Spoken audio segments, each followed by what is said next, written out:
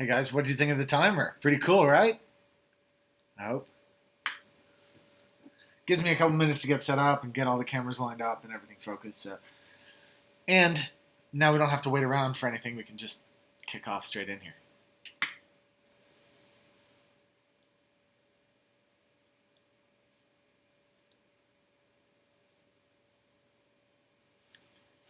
There's a little bit of lag happening on my camera, so I'm just getting used to it now. See how that all works out. Is there a delay on the audio?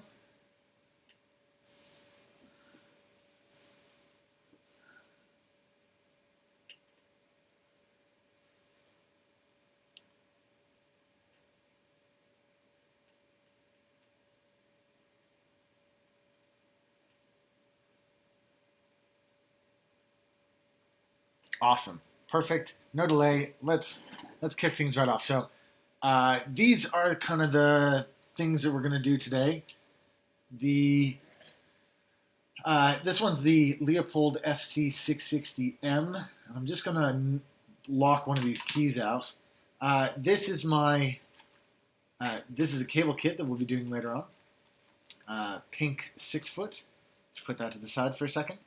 This is my Leander board with Sprit 60 and Zelios with the Poker 2 keycap set on it, which is why it's a little bit confusing.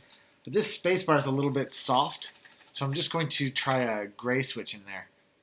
And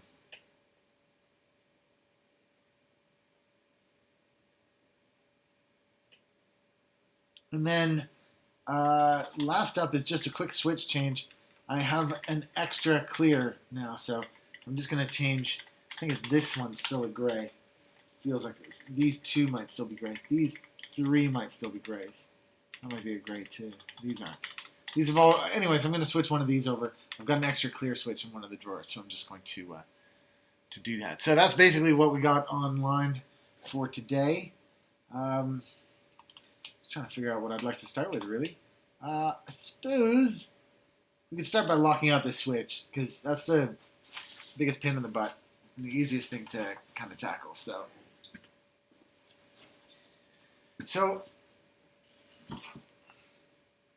I'm a Mac user, and I've also been a Linux user, and before that I was a Windows user. And one thing I've never really understood is what the insert key is for. It's pretty terrible.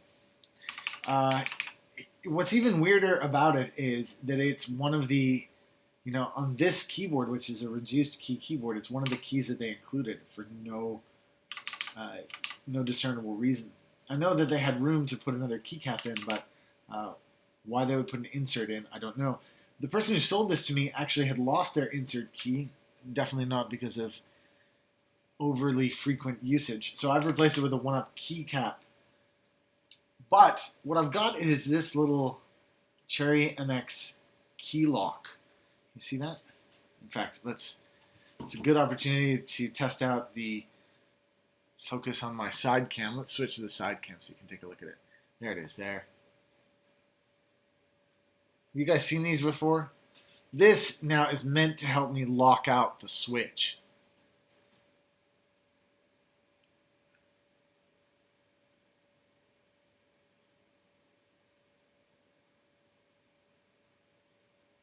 Eugene Wong saying insert key is pretty useful though. I wish it was useful.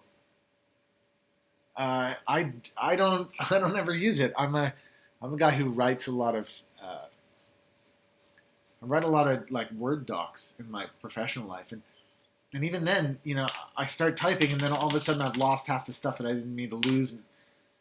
Or worse, in the Apple world, when you're in something like Word and you press insert, it doesn't do insert, but instead goes to help, which is painful. Painful. Anyways,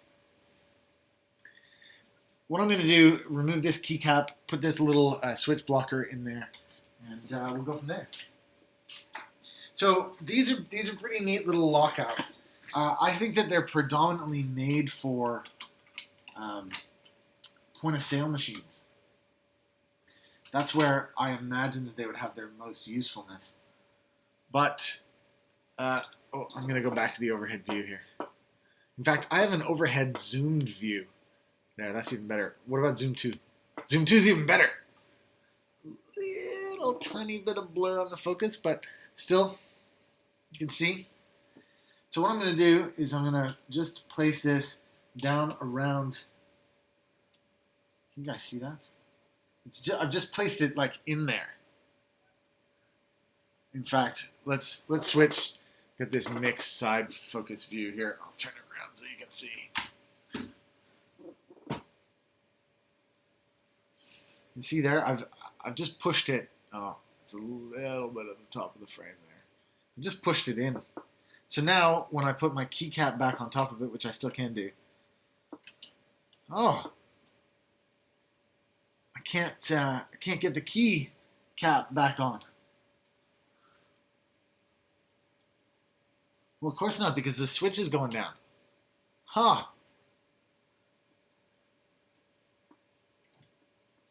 Well, that makes this difficult to do, doesn't it? Not really sure what I can do with that now. Switch back overhead view.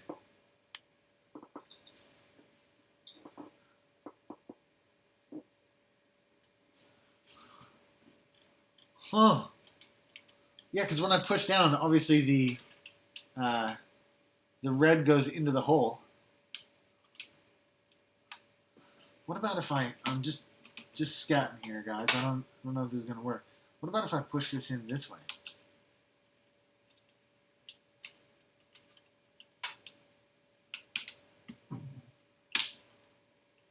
There we go. Huh. Easy. Well, obviously you can't lock out a switch that you can't access from another direction. But that has totally done it. Okay, sweet. So now I can't accidentally press my insert key, which is great because I frequently hit it, and now I can't.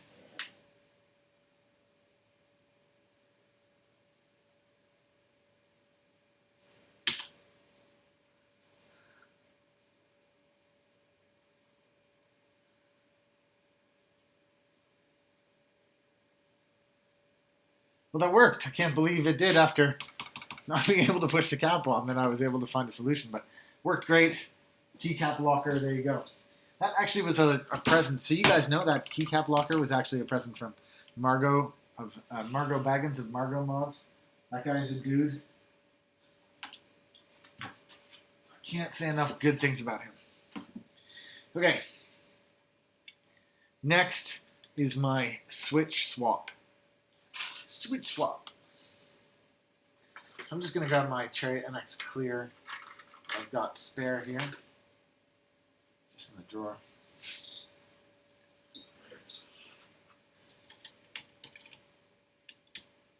Oh, that's a gray as well, is it? How many grays have I got on this thing? I thought I'd made... That's clear. Okay, I was making my way down in rows here. So if this bottom one is also a... that's also clear. So it's just this end row that's still...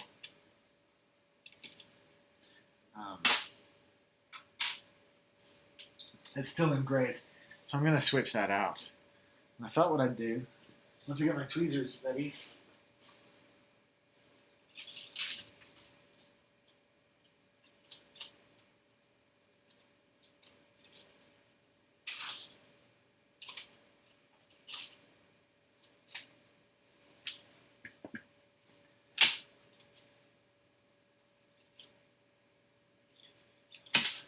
Constantly recommending these tweezers. You guys know it by now.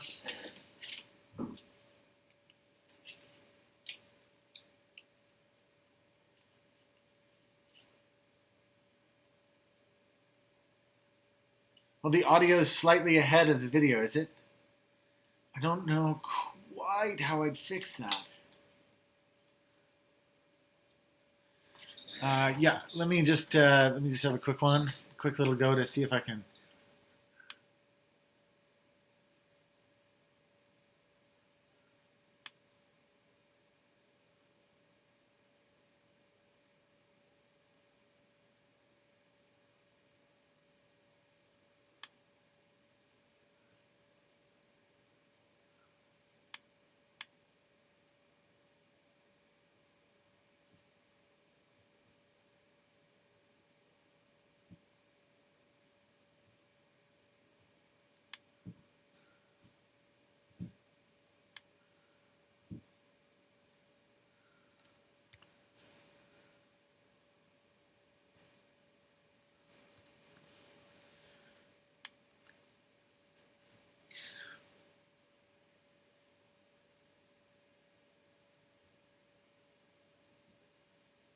Well, guys, it looks like in order to try to realign the audio, I'll need to uh, exit the.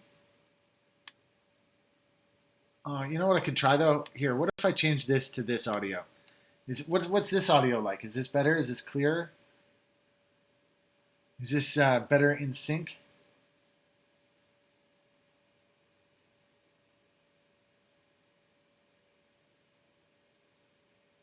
I have to wait a few seconds for you guys to answer. Is this more in sync?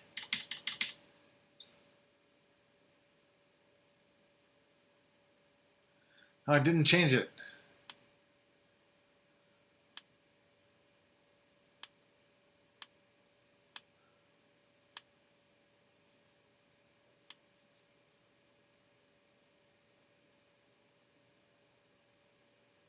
Yes. Yes, what? Is it better, worse? Is it the same? Almost 1-to-1.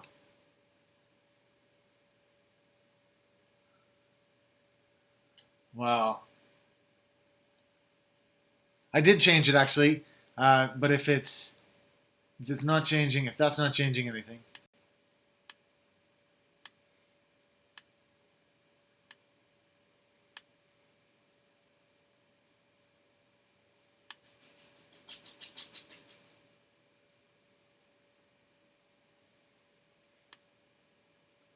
Did this help?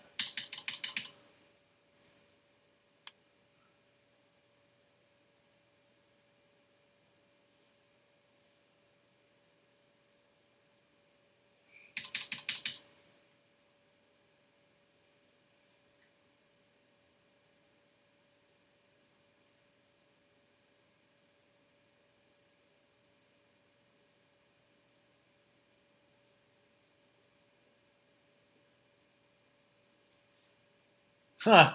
Okay, guys.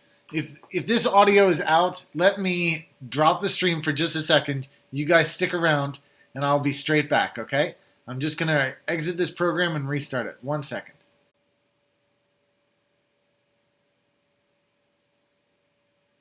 What about now?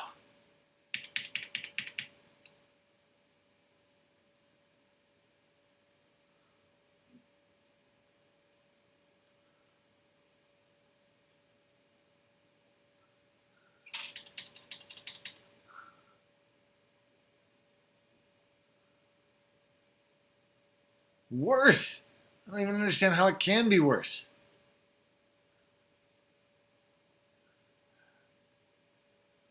Okay, hold on, hold on.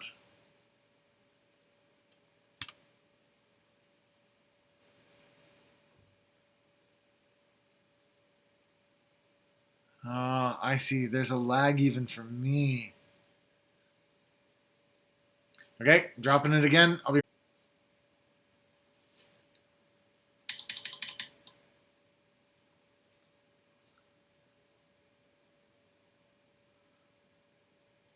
That's better, isn't it?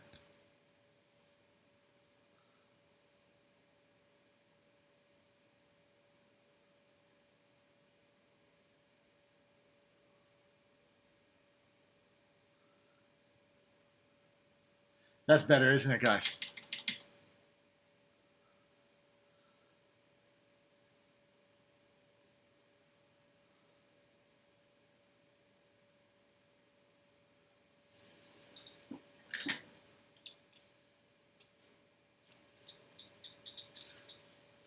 No, it's still not better.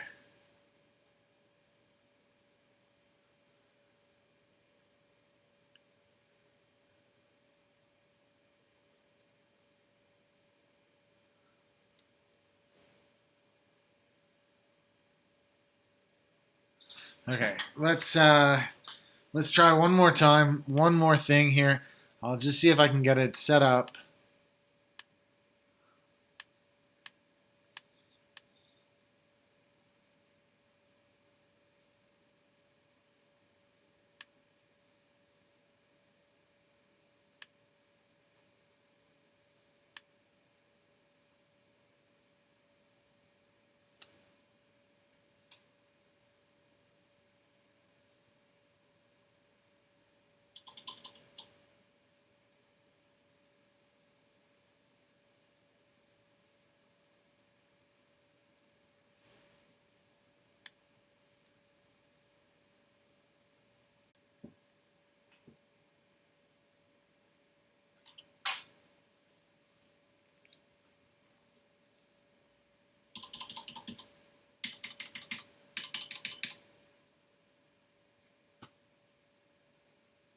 Thoughts, comments?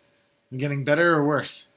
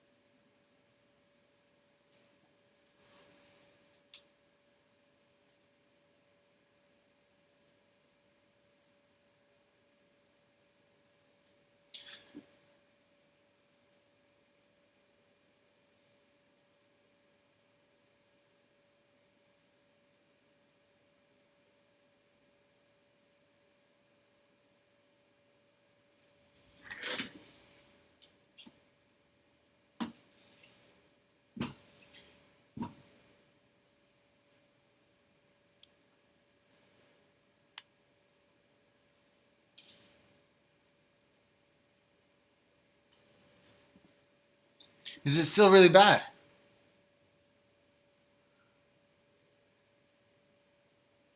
I really can't tell.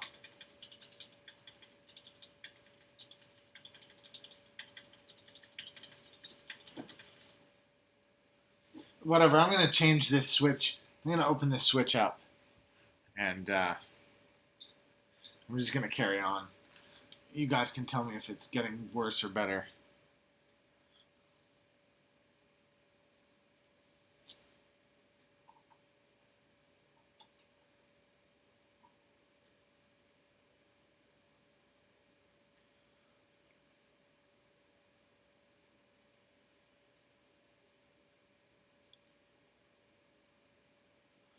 So I'm just going to crack this switch open.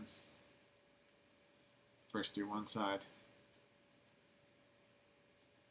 Swap around.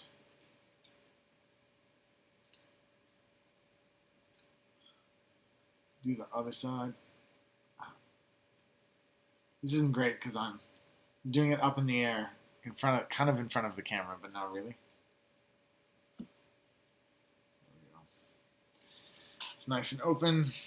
Easy we go. Let's just leave that off to the side for a sec. And next thing I'm going to do with my second set of tweezers,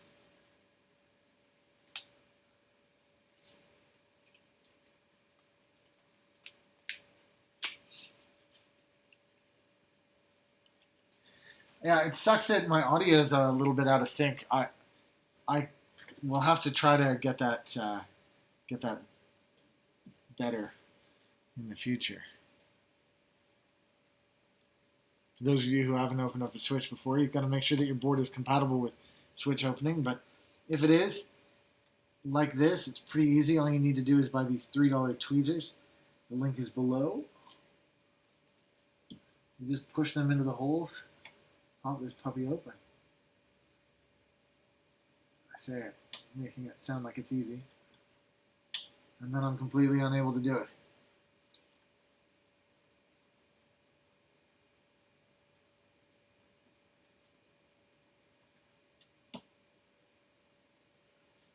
Let's open the far side first. I can't see that side as easily as I can see this side. There we go. Switch is open. Take the spring out, put it to one side. Take this spring, put it inside.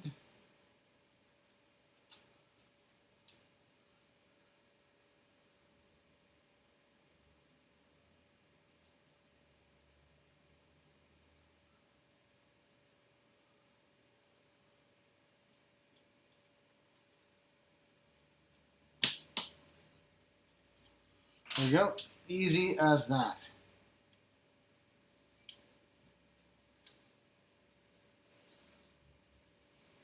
All right.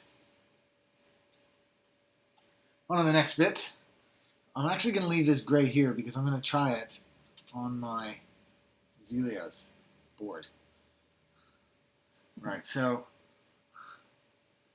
let me move this out of the way.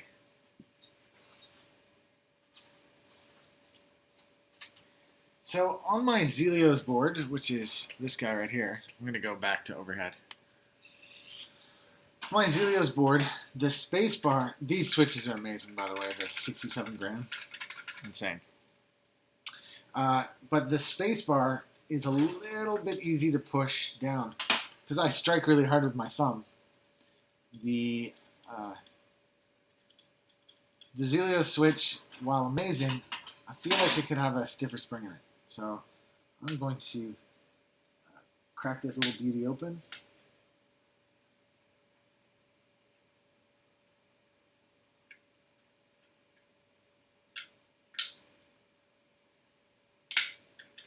Just wanted to check that both sides will open before I...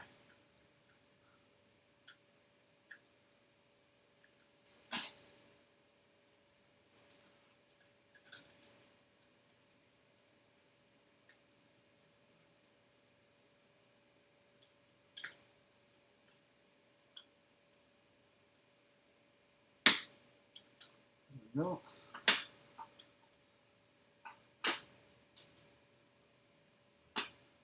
There's the lovely Zelios spring in there. I'm just going to put that off to the side. I'm going to replace it with this heavier gray spring. See if that will make a difference. I'm also going to... should I go with the gray stem? I think I'm going to go with the gray stem.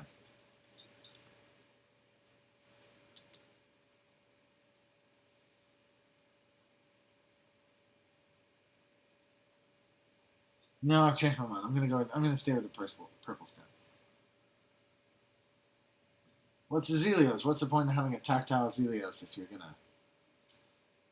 I mean, it's one thing to have a different stem on it, or a different spring in it, rather. It's another thing to change its feeling.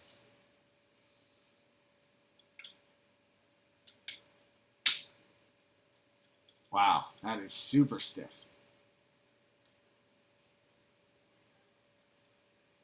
Oh, and it's actually a little bit, maybe the best way to do it is with a keycap. It's changed the feeling of it a little bit.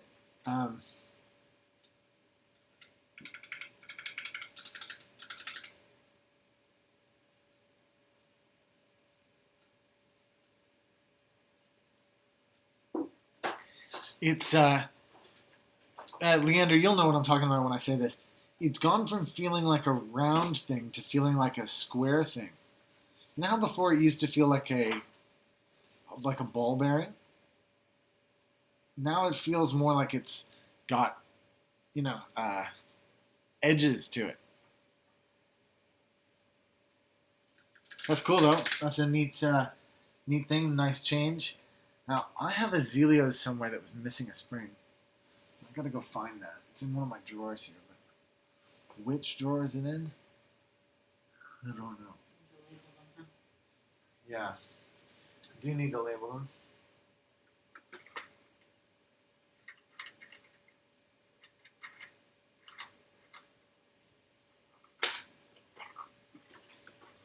Huh. What did I do with that one?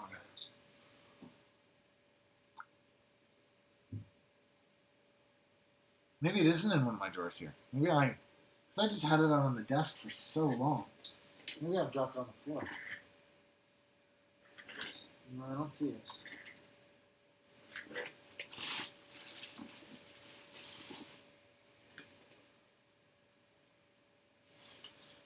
Huh. What did I do? Oh, there it is. In the corner of the desk. This is one of those ones that the spring shot off into the distance. So I kept the switch, but I don't have the spring. So now I've got a Zelios spring.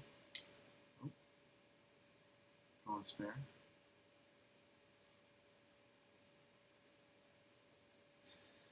I've actually ordered in some gold springs from Originative. I'm looking forward to coming in.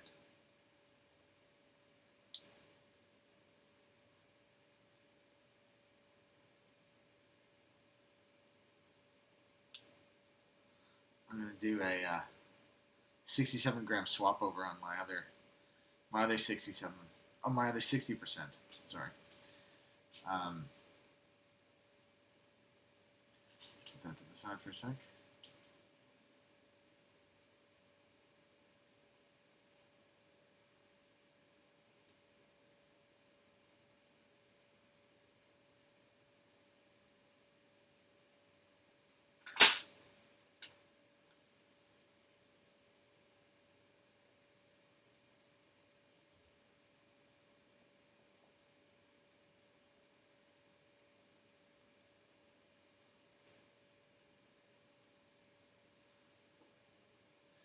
Gab, how you going, dude?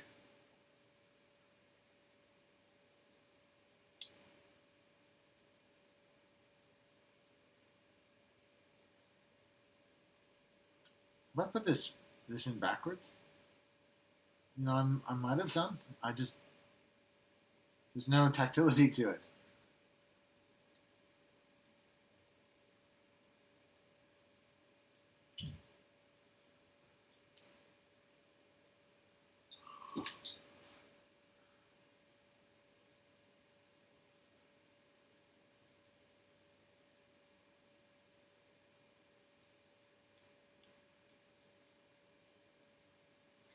I've just sat back to look at the screen and I've forgotten totally that I was streaming.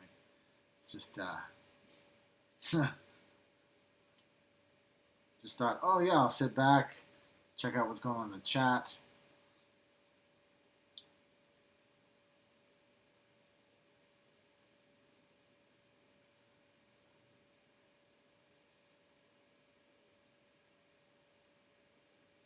No, but you know what? I've damaged this switch in other ways.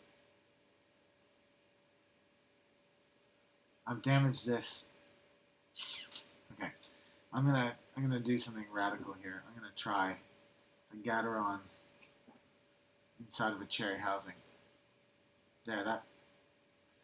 At least that's tactile now. I'll put the clear housing on top of it.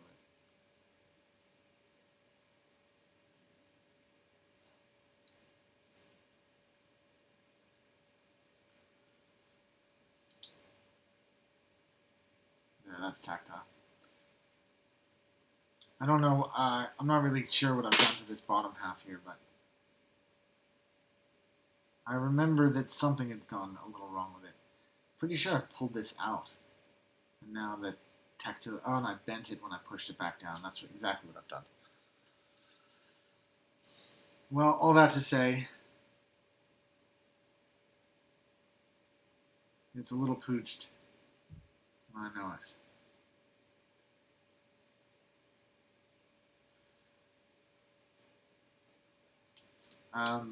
And the best way for me to mark that this is pooched is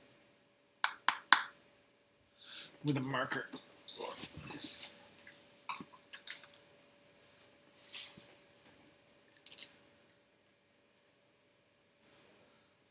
Yeah, so I spoke to Zeal earlier today about the shipping thing. Because I wanted to order 30 switches, and it's going to cost $15 in shipping. And the result of that conversation is, I think I'm going to buy more switches.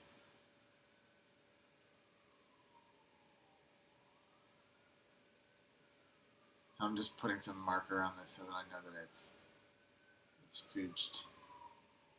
Because it is fooged.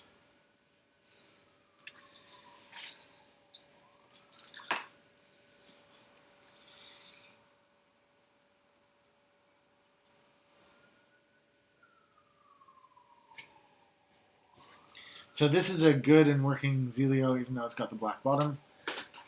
I'll put that in there. This is my dud switch, so I'll stick that over to the side. Okay, well that's kind of it for this.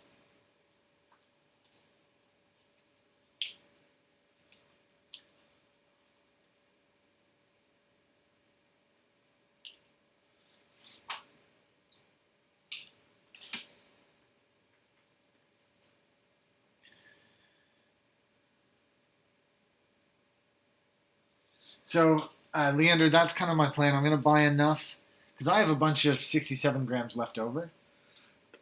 So I'm going to buy enough of those to build another keyboard. That's plan one. And I'm also going to buy some 78 gram ones. I think. And the reason why I think, and I haven't just straight up done it already. Will these fit in? No, they won't. Maybe they would if they were.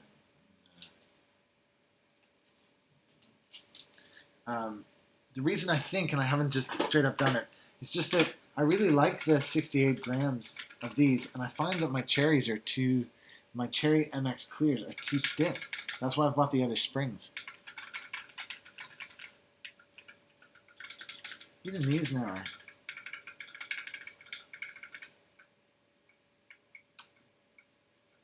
They're really good, actually. These Zelios, I gotta recommend them.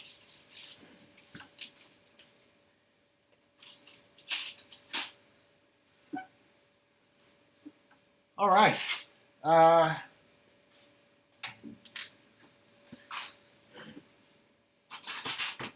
Next up is the cable build.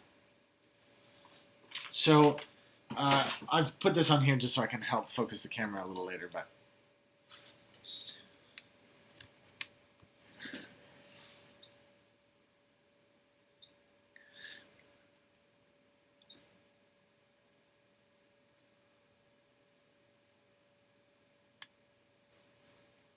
just moving stuff around, guys. Trying to get my desktops organized here.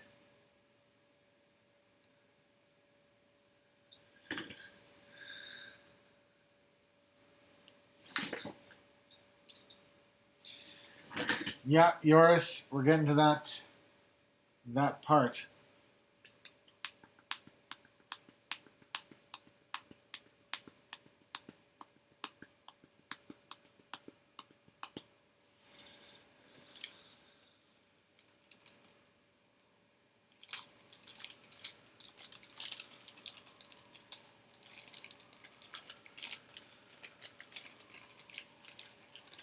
So obviously my attempt to go more real-time hasn't worked, and it's degraded the quality of the audio, which I'm really sorry about, guys.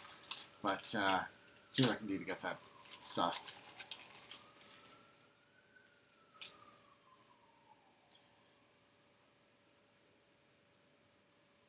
So we're looking at a pink paracord cable here. Just put the cable off to the side for a little bit. Obviously you don't need that baggy anymore. These are the connectors. We're going with white. Got a cable tie, which we'll use later on. And then these are the 6 feet of wires that we're going to be using. I'm just going to move that off to the side. And I was using this one just to focus, but here what I'm going to do is go to my mixed view, make sure that it is in focus.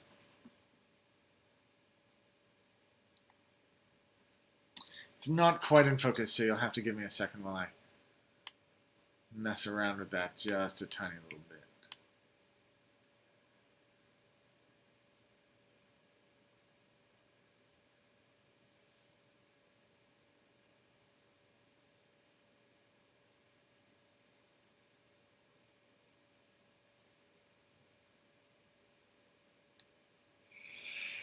That's focused.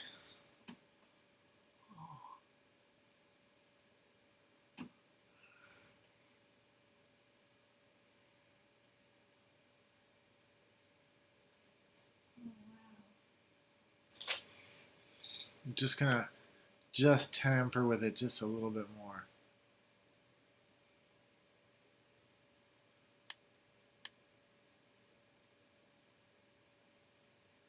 There, how's that?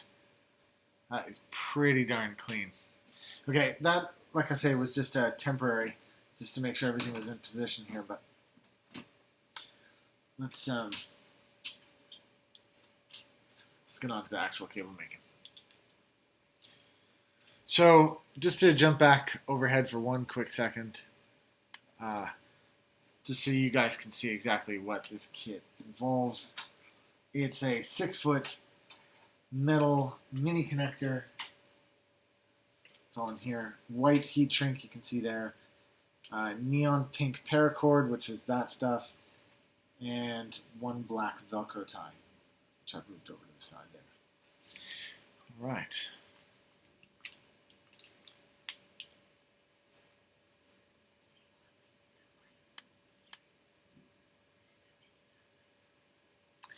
Sorry, it's a mini, not a micro. Did I say micro? No, it is a mini. No, it's a mini. Okay.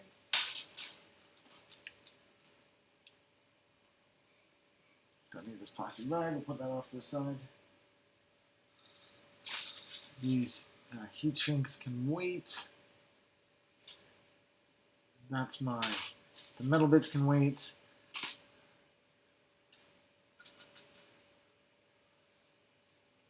Let's see how I like to get nice and organized here. Oh, Zeal's joined the chat. Zeal, I'm on a terrible delay today, but thanks for chatting with me earlier. I will get back to you again. I've got to do that.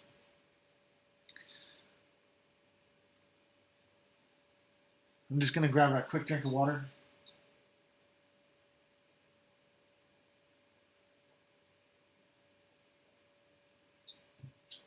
I've been pumping out quite a lot of these cables recently. They're definitely fun to make.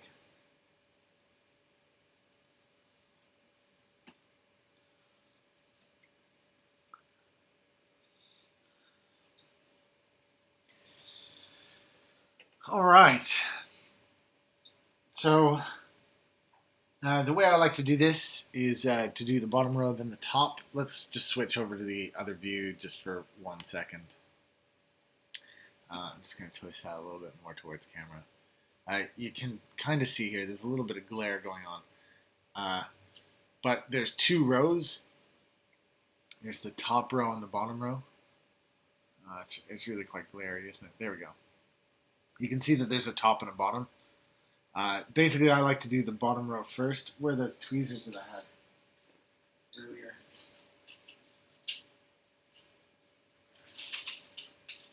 It's just, a better thing to point with my big clunky fingers.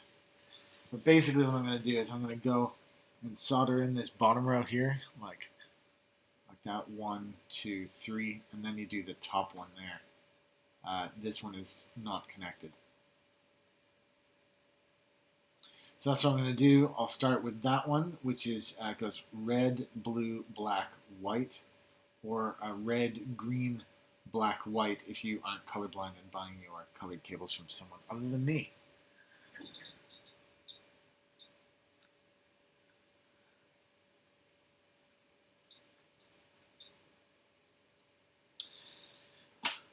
All right, so as I said, I'm going to start, let's just go back overhead here. I'm just going to start by separating the cables out. It's kind of a bird's nest at the minute, so it's the best way to ship them is in a bird nest, but it's not necessarily the best to make the cables with. So now I've got my end there. I'm just going to grab my newer cable cutters, wire cutters. I'm not quite sure where, because we cleaned up over the weekend.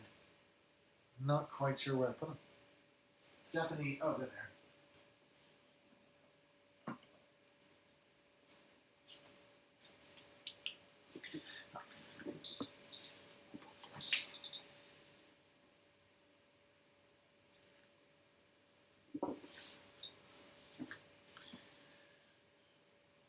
So this is a 28.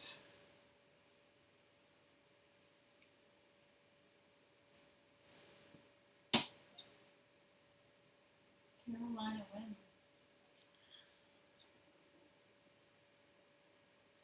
Wow. They had an amazing first half and didn't score any in the second half. It was all... That was it. They had to hang on to it. For those of you who decided to watch the live stream instead of watching the football game, we hope to watch it on delay at some later time. Oh, sorry. Steph is very sorry. Sorry. Or sorry, depending if you live in America. Let's get this cable lined up here. before I switch views.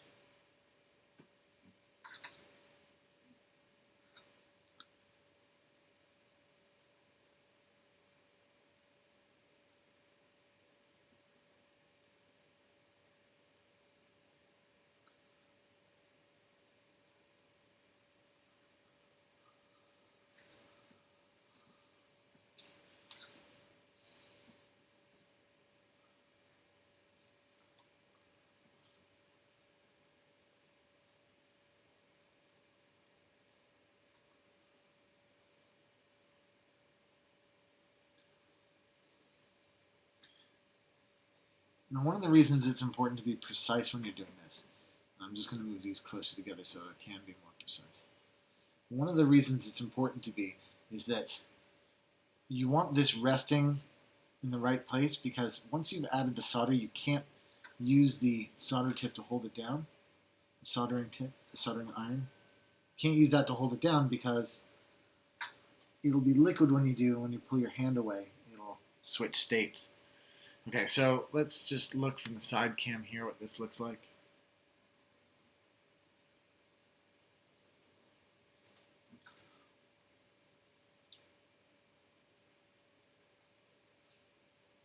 I realize that my finger is directly in front of the camera, but it doesn't matter because I'm not happy with its position yet.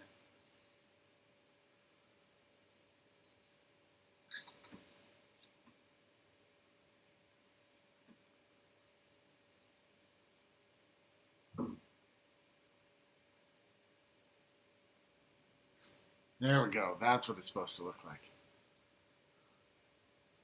Can you guys see that? I'll keep turning it here. I need to get another camera stand because this one, it's not going to be easy for me to solder on this kind of an angle. For you guys to see it and for me to be able to do it very easily. But if I move these out of the way a little bit. Okay. Now I'm in a very good position for that to be set up right, and for the camera to be all good. I'm not in a very good position to start soldering. So you'll have to give me a minute just to get my life organized. Get the soldering iron turned on and all that. You know what else I don't have? I don't have any water.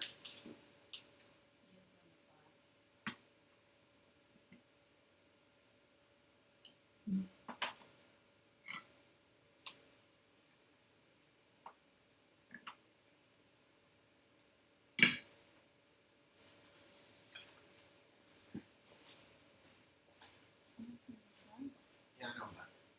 I'll mix my drinking stuff with the other stuff.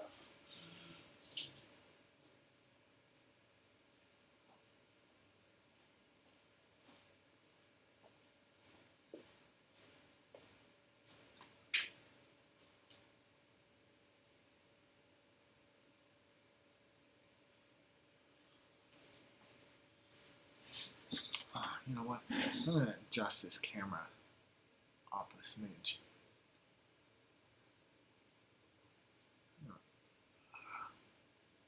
Up another smidge. There we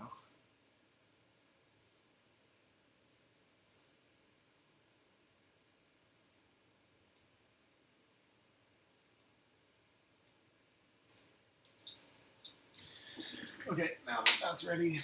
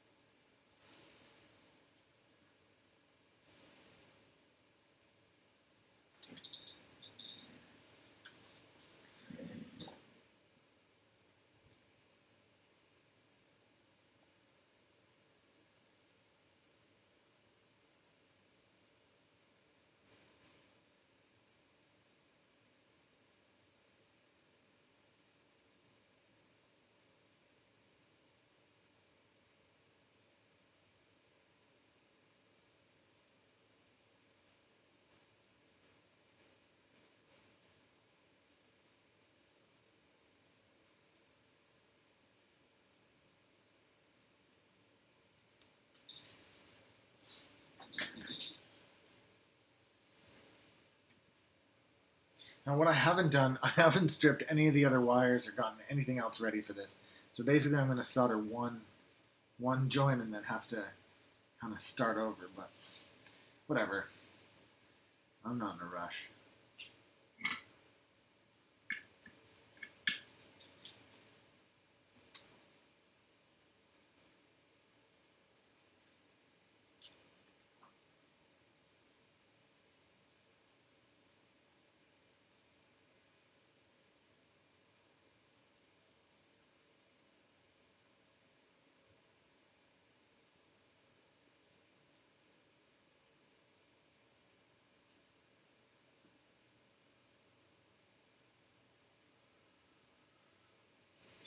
See what I'm saying?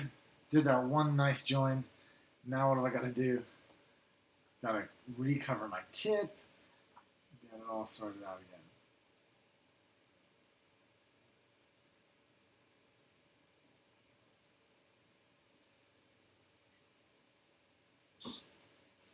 You know what? Actually, I'm gonna turn it off. What you can't see is just off camera. Oh no, you can actually. This right here. It's a new thing of solder. I'm gonna open her up. This stuff I'm using on top here. This is the same stuff, but it's a nice, easy little dispenser. So why use the last of that? Maybe I'll put this in one of these drawers. Why use the last of that when I can get this underway?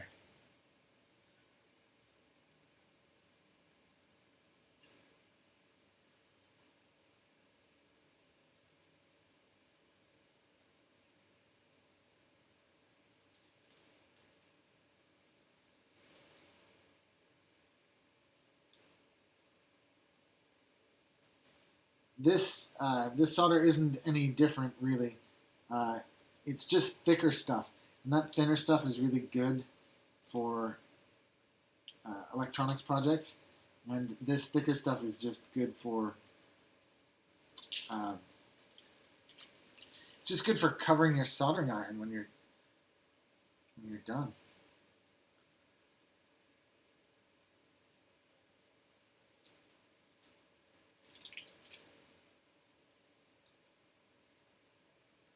That's all I really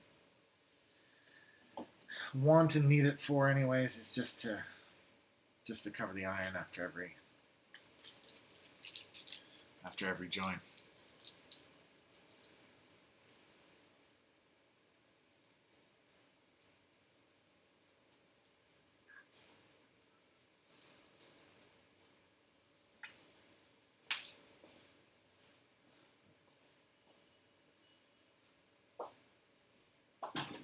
Well, guys, it's snowing here. I can tell you that. What? No, look at it. Have you looked out there? All the trees are covered. Not covered. Starting to get covered. All the trees are starting to get covered. It's starting to feel a little bit wintry around here. Barely. You can tell how impressed my wife is. Barely. She's like that with most things, actually. It's pretty difficult to impress her. Unless you send her maple leaf keycaps, eh? Yeah, you know what I'm saying.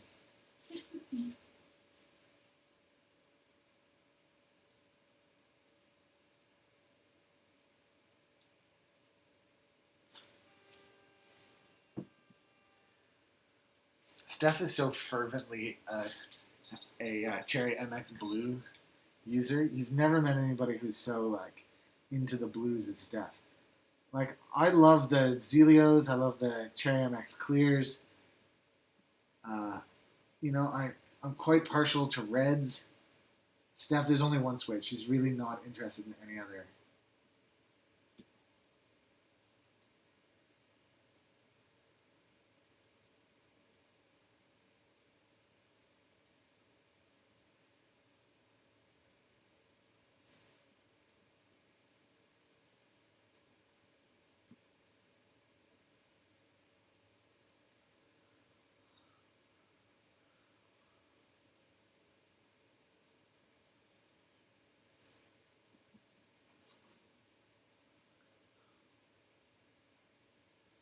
And just while I'm here, I'm just going to get ready the black and the red white and the red tips.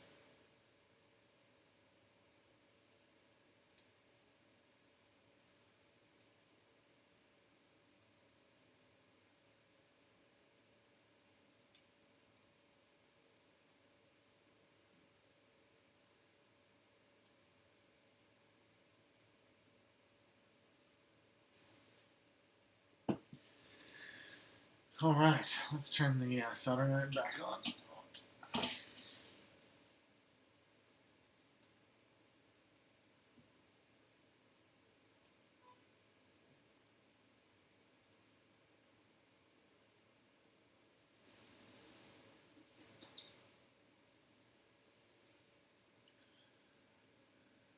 How was that though for a nice close-up view of soldering? That is pretty sweet. Like for a zoomed-in macro view, I really have no complaints about that whatsoever. Hey, Steph, can you see that? Yeah, that's nice. It's nice, isn't it?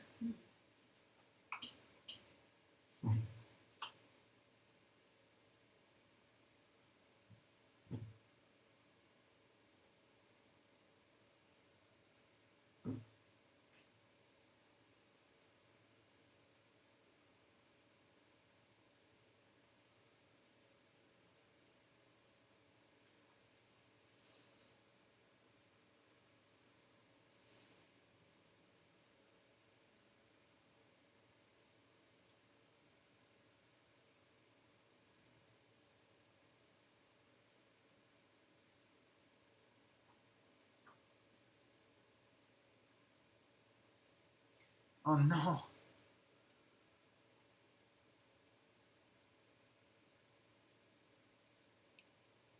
Oh no, disaster. Disaster. You guys, yeah, you saw that. Of course you did. It's like a super macro close-up of my disaster. It's okay, I'll put it back together. Let me just cover the soldering iron again because I'm going to leave it for a sec.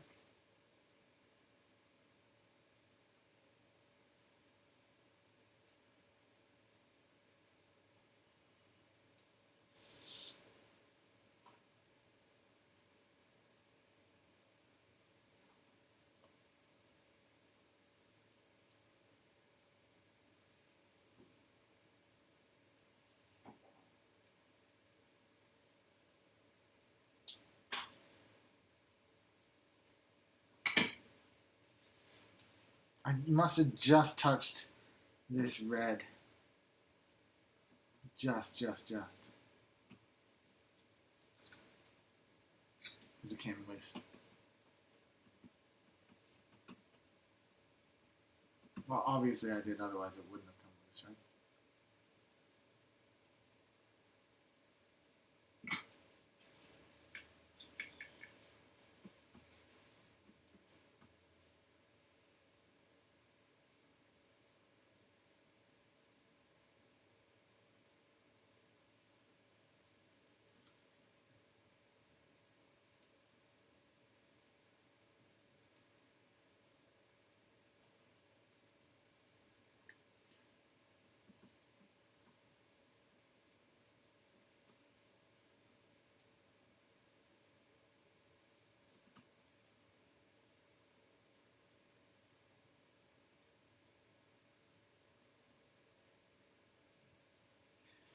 A little bit of scorched red there. I can smell the burnt plastic, but it's okay.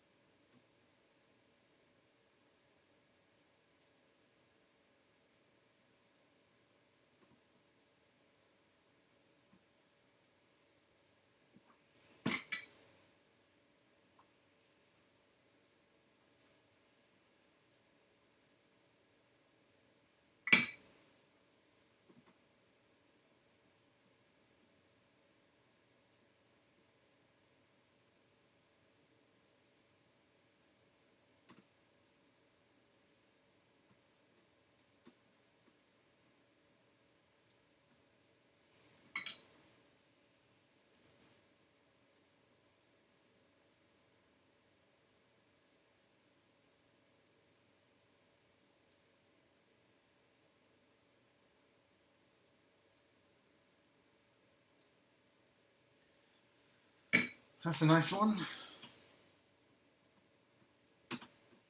They're all nice, except that red now is a little scorched at the top, but should still hold nicely. A little bit of plastic off that corner. I can square that up.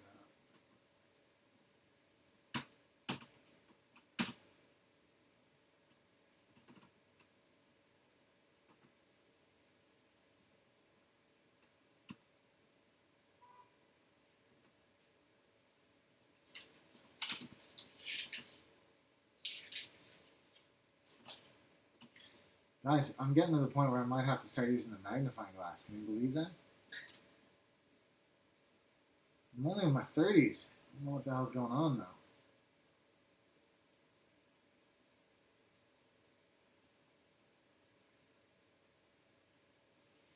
That's about right.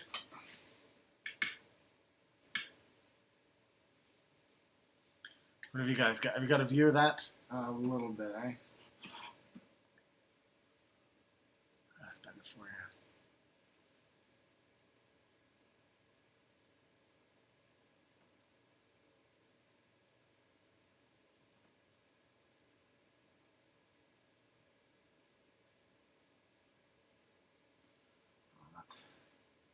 That's it, really.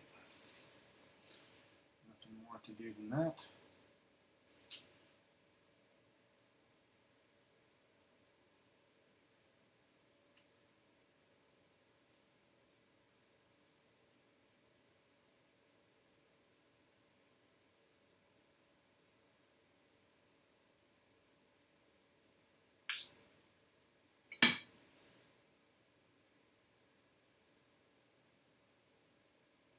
Oh, guys, notification just came through of a donation. Thanks very much to whoever bought me the coffee just then. I've just seen a $5 coffee donation come through. That's awesome. Just, it's very flattering of you, but also possibly a small hint that I should have some more coffee so I sound a little more upbeat. Steph, would you mind Going and getting a coffee. would you mind helping out with a coffee, please? That would be great. Hey, thanks very much for the coffee. That's very cool. The truth is, I save the coffee money instead of spending it on coffee and spend it on more cool camera equipment, which I might be pointing at right now. So thank you very much. I really appreciate it, and it does go a very long way. Okay, I'm just gonna pull all this up here. I'm going to turn off my soldering iron, and let's get ready for the next phase. The next phase is going to see me go to the overhead camera, and I've got these all on. They're nice and snug. What I'm going to do is just line it all up and try to straighten these cables out. Now I know that most USB cables, you'd want not just a twist in them, you'd want them to be sheathed. But in the case of a keyboard USB cable, you don't really need it. Let's be honest. So we're going to be making. It's really a fashion cable. It's kind of a low-speed cable, but you know what? You really don't need anything more than that. You can try to convince yourself to go with gold connectors, which we sell on oneupkeyboards.com. We absolutely sell them. If that's what makes you happy, you can get that. We also sell USB compliancy cables, which have have all the compliancy, all the shielding that you need in order to make yourself happy. But I want you guys to know, when I'm making a cable just for me and for no one else, I don't bother with that stuff. I just do one of these straight cables. Because really they're like, they're fashion accessories in the same way that keycaps don't make you type any faster. They do. Yes, they do.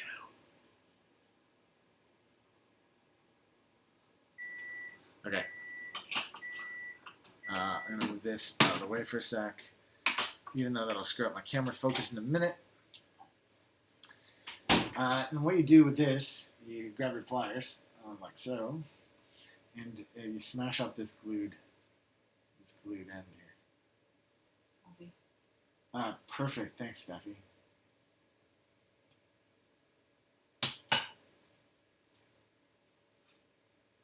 What I don't like to do is chop the glued end off because I don't want it to fray. I just want the ends to separate from each other. So that's why I prefer to smash it up.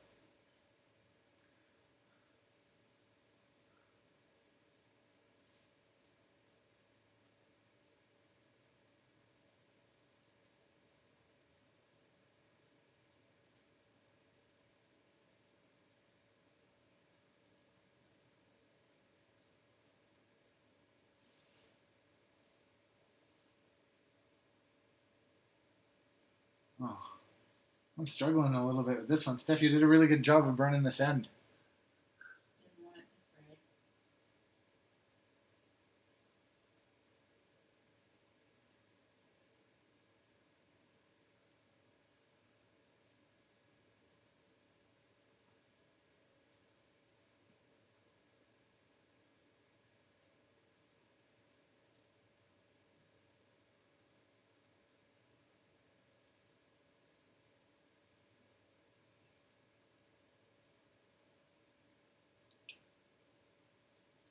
I may have to cut this one. It's too impressive. I'll cut it.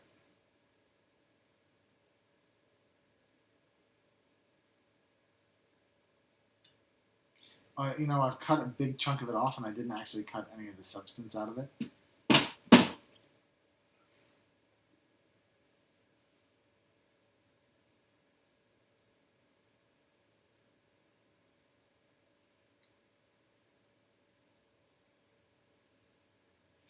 Here we go.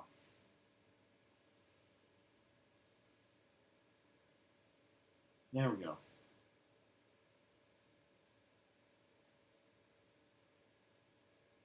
Okay, paracord kit is now live. The paracord kit is now live. Mm-hmm. So the paracord kit is now live. You can make exactly the same cable that I am making in this live stream with all the parts from the DIY cable kit. There we go.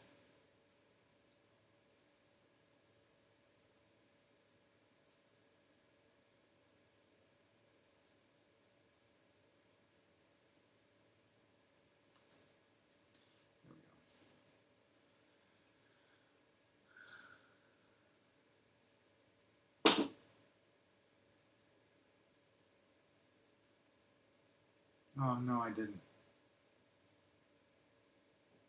Oh no. Wow. There's a tiny little snag. Tell me I didn't cause that. Oh. Pain in the butt.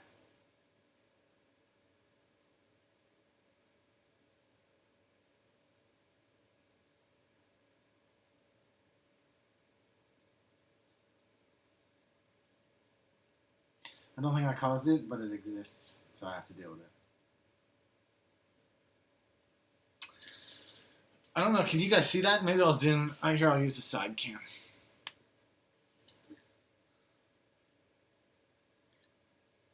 There's a little bump, yeah. That little loop you can see in the paracord.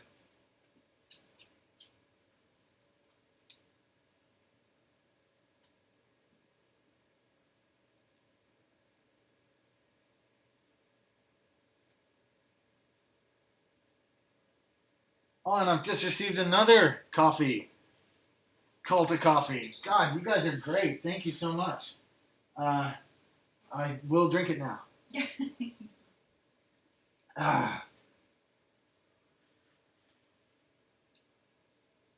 Thanks, guys.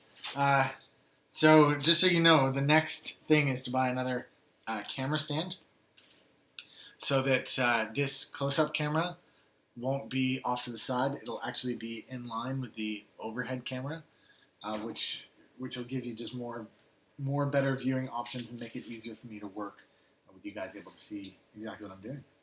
So thanks again for that. That's very cool of you. And I'm going to go ahead and cut this stupid paracord that's destroying my life. Steph, where's a pair of scissors that I could use for this? Here, behind you, right here. Cut the base of them, not the tip. Cut at the base of them, not Use the tip. Yeah, close to the.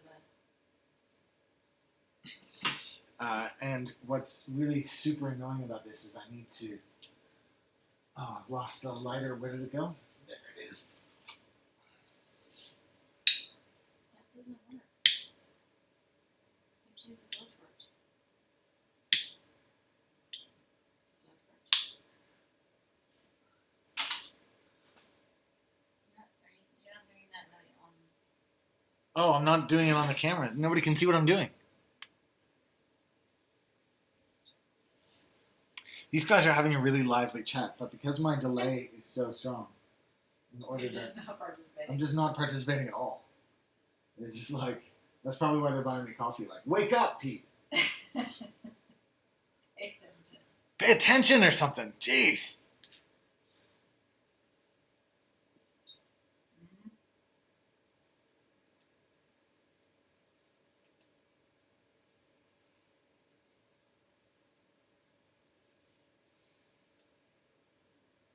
What was that?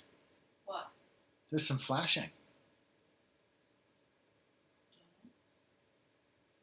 Lightning? Snow? Did you just see the thunder? No. I gotta make it out. TV flashing? It's totally the TV flashing. They're doing an X-Files preview on TV right now. Of course, our volume's off, but I'm super excited about it. That's how old you are. Yeah, if there's any other Gen Xers or Gen Yers in here, you guys will know what I'm talking about.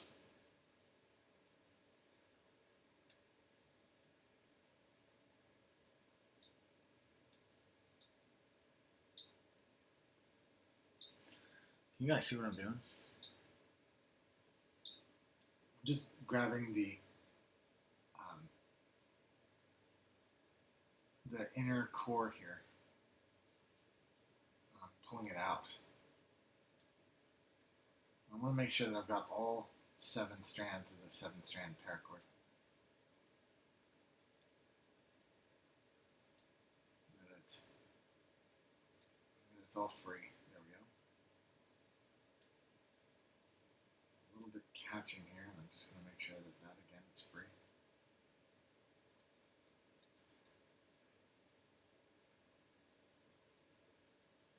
There we go.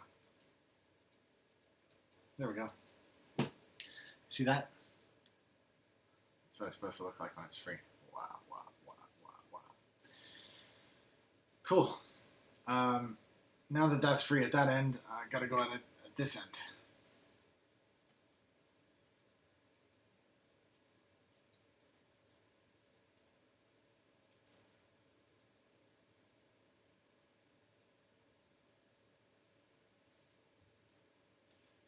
See, that's how easy it's supposed to be. You just kind of grab it and pull it, and it's easy.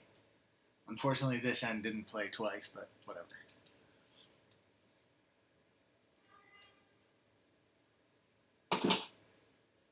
Oh my god, I totally forgot. I've got a show and tell coming up. What? Oh, I totally forgot that I made the deal with AOC's. AOC's, I got to show off. I can't wait to show those off. Oh, we'll do that as soon as I'm done this. Oh, I can't wait to show that stuff off.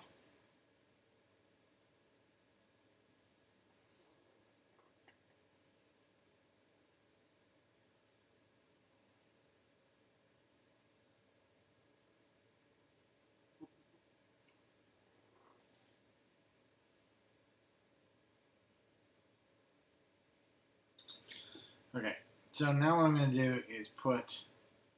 This doesn't seem like it's going to be small enough to fit in that hole. Because I totally haven't wrapped this tight enough, have I? No, I can even squeeze them into half of this. So that's not tight enough. I'm going to restart this.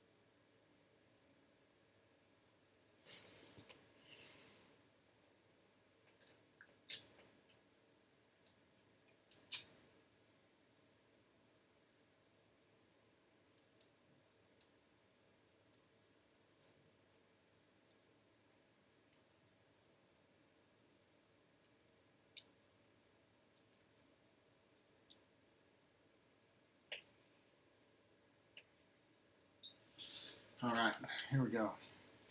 So I'm just going to pull some of this paracord out from one end. I'm just going to get ready to stuff this down the other. This is a bit tricky. Maybe there's a better way for me to do this on the camera. I don't really know. I tried this last time where I fed like one piece through, but you know what? It didn't really work. I'm just going to go ahead and put this in and treat it like it's a bit of self-expanding PET, and just feed it right on through.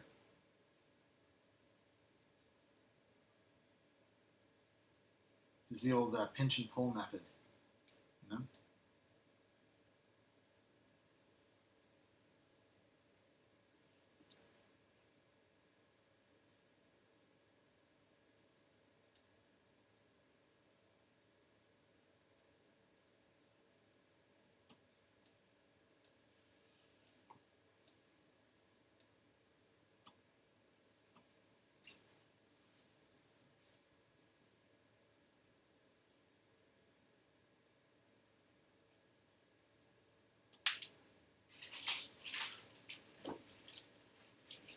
What I really need is some sort of little clamp up here.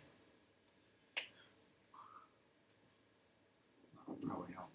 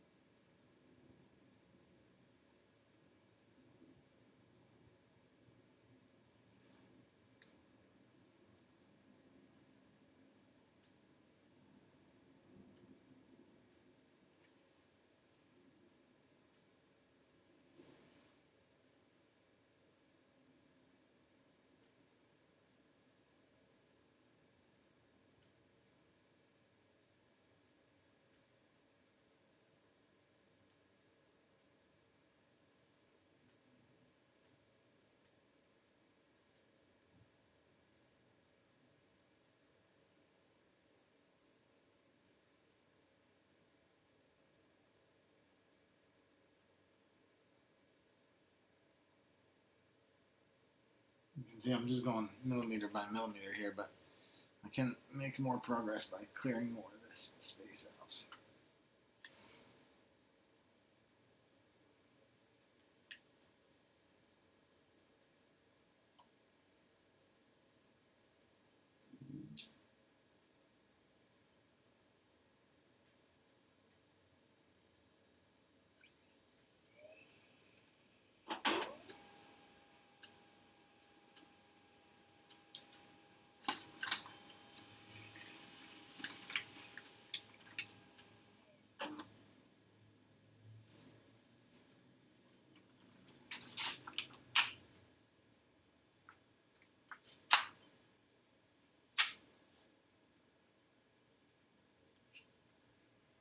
Oh wow, XX7! I just saw that you got a soldering iron for Christmas from your parents. That's awesome, dude.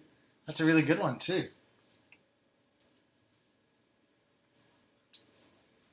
My parents got me pajamas, and yeah, I'm wearing those pajamas right now. But still, a soldering iron would have been way cooler.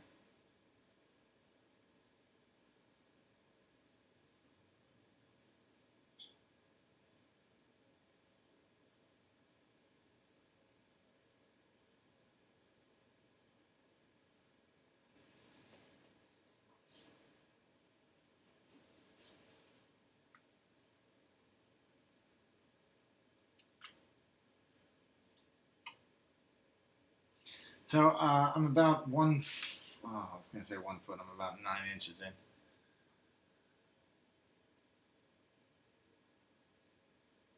Oh, Steph. What? Yours just wrote I'm off to go get a Stroopwaffe. Jealous. Jealous.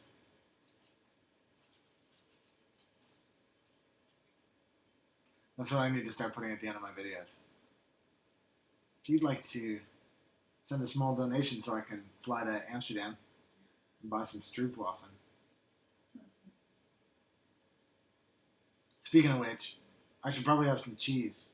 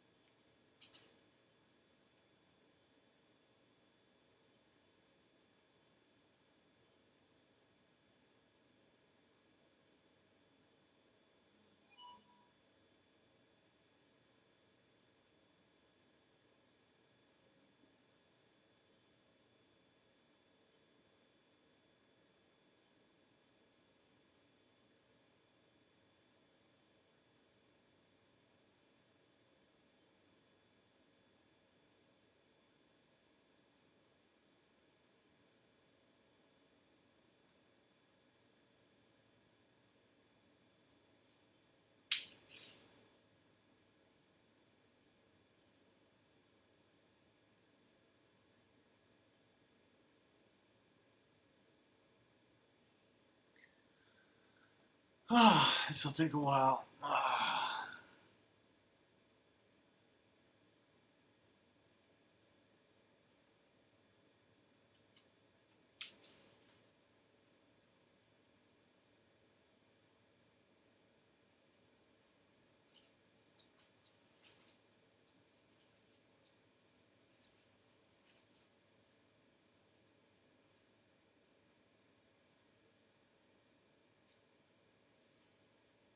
There must be an easier way to do this.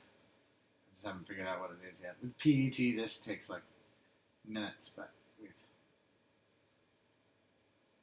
paracord. So the paracord stuff is live now on one of the keyboards. You can see I've gotten to about what's that? About 18 inches of a 6-footer. It's still going to be a while.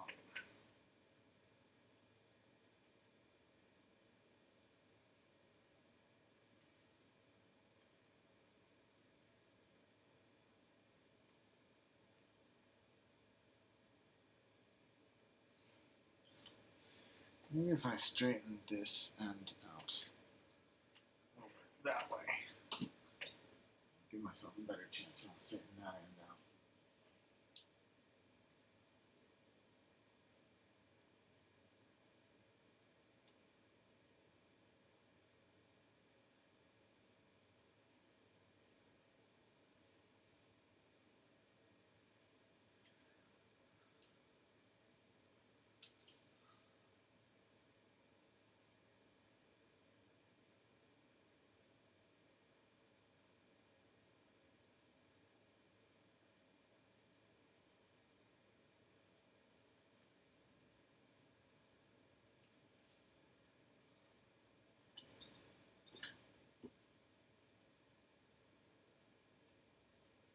Hey, Steph.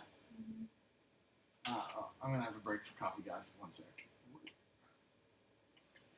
What are you up to?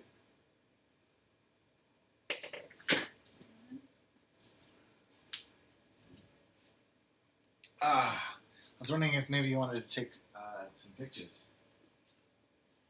What do you think we need to make one of those things first? The new stuff.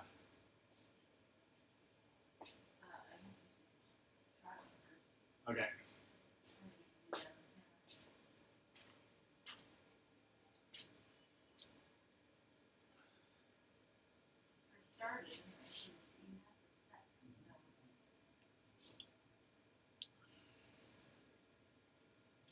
Oh, that coffee is delicious. I think there's some confusion about soldering temperatures, and I think that it's a Celsius versus Fahrenheit thing.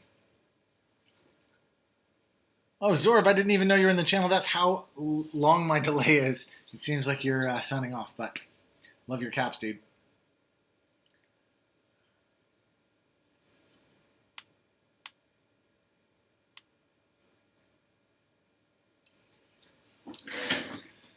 Back to it. Oh.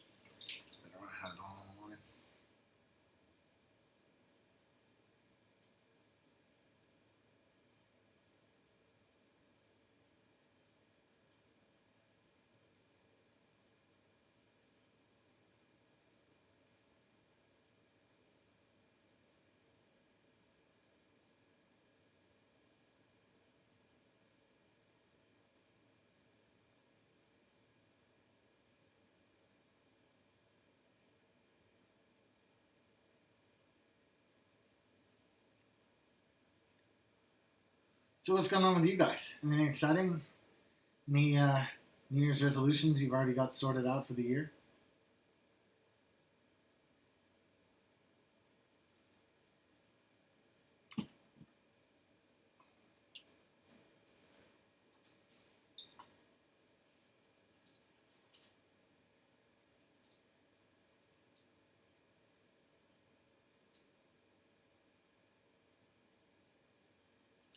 Gab, I feel the same thing.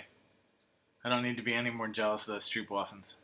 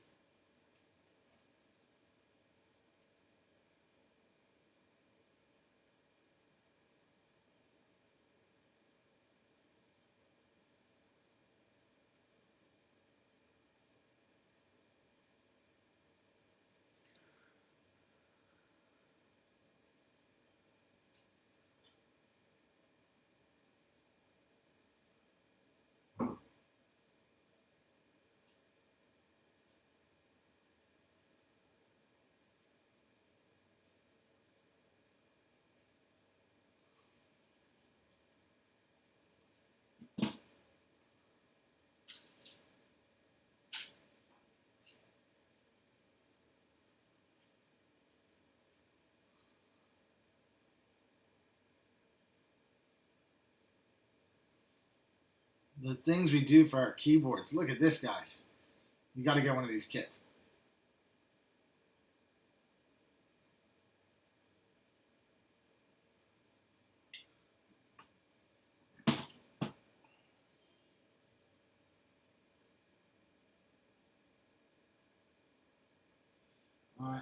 It's off camera here, but I have about 18 inches to go.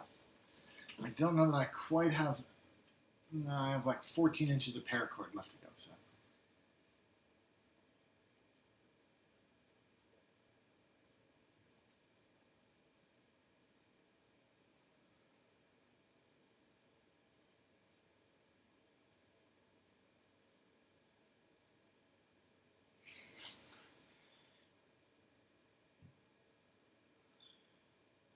Thanks, Happy Catfish. We'll catch you in a little bit.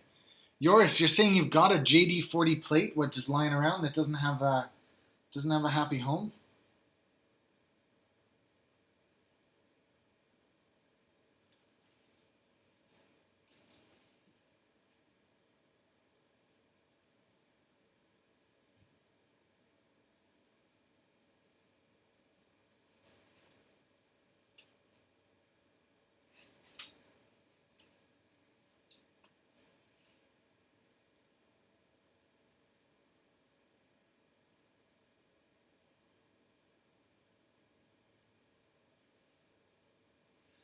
Getting closer, boys. Getting closer here. Almost there. It's a marathon, not a sprint.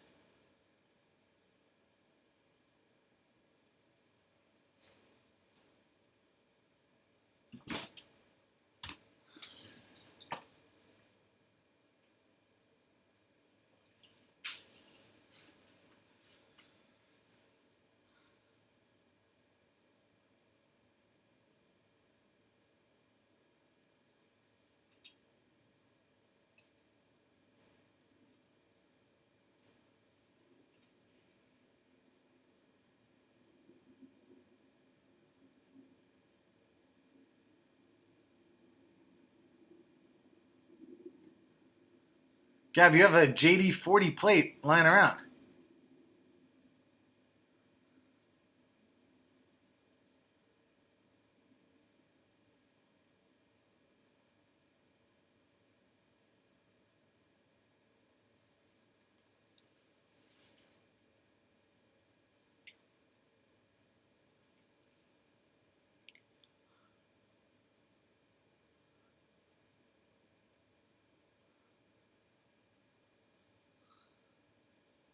Well, if your what's and hows start to become ums and buts, you send us a note, okay?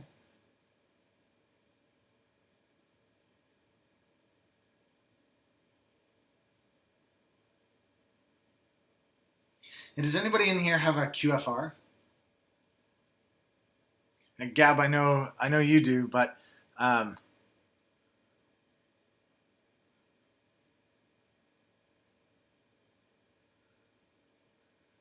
yeah, Gab, I also have a Waffle PC TKL one lying around. I think I might do something with it though. I've been thinking about it. I think I might just hand wire the thing. I'm gonna buy another. I'm gonna buy another plate. I'm totally gonna buy another plate for the Phantom, which I bought. But I think I'm just gonna try hand wiring it. Like I figured that would be a fun thing to do. And like I said, I got a little bit of stuff the other day in a trade that might just help motivate me.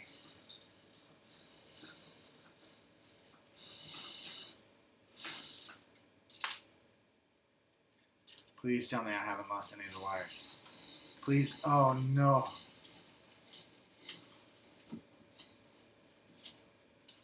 Oh no.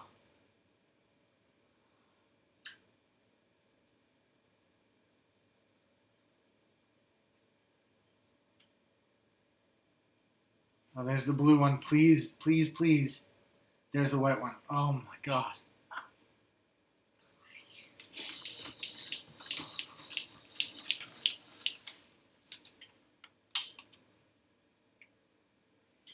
Guys, I got a little bit at both ends, so I'm just gonna off camera here, just start to straighten this out.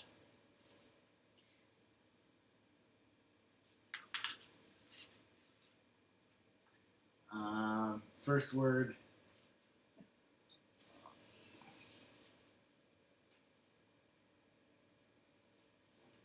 I can't, Steph. I'm live streaming. I don't have time for a shower right now.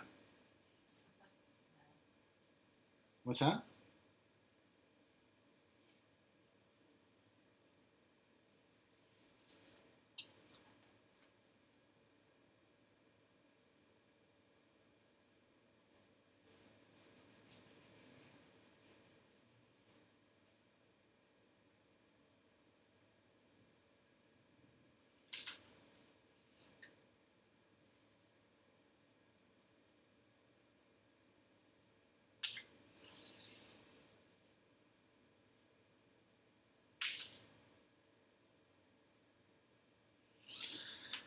Okay, so I've got this up at the top. I pulled the slack out of the extra bits of cable, so I'm just going to get this all lined up here. So it's the right sort of distance, and then I'm just going to feed it down. Make sure the cable is tight around the outside, all the way down to the other end. Now, I know, because Steph cut this one, that the pink is actually exactly spot on 6 feet, and we usually send along 2 or 3 inches of slack. So I'm pretty sure the cables have been cut with a couple of inches of slack, but the paracord hasn't. So I just need to make sure that I've got this exactly evened. And that's all I'm doing. I'm just pulling tightly here.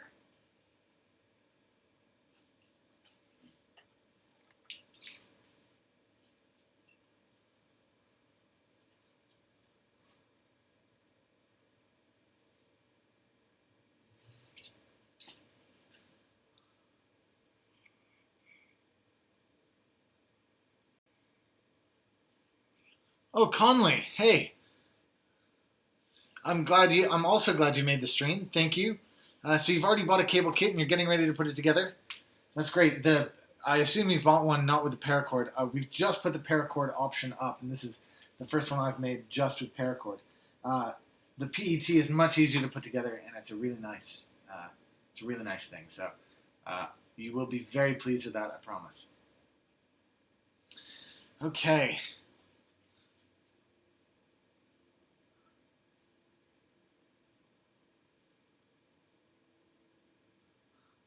If you screw up and need to resolder, you will have an easier time with the hand wiring. Maybe. I mean, if something's dead, which has happened to me before. It doesn't really matter how you put it together, you're going to have to fix that dead thing first.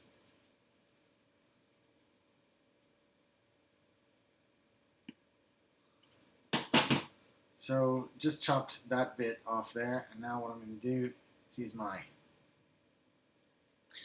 wire stripper to get this. I'm just going to get this out of the way here. Wire stripper to get this all lined up here. Oh, you can see it's rearranged it and it's knocked them out straight, so I'm just going to knock those all back to straight.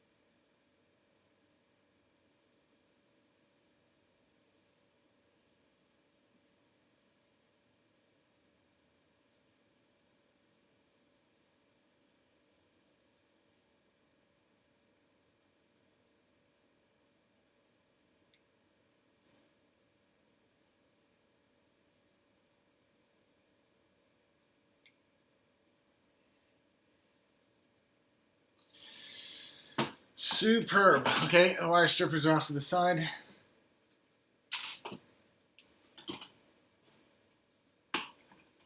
Just put all that stuff away for now. Try to keep everything a little bit tidy.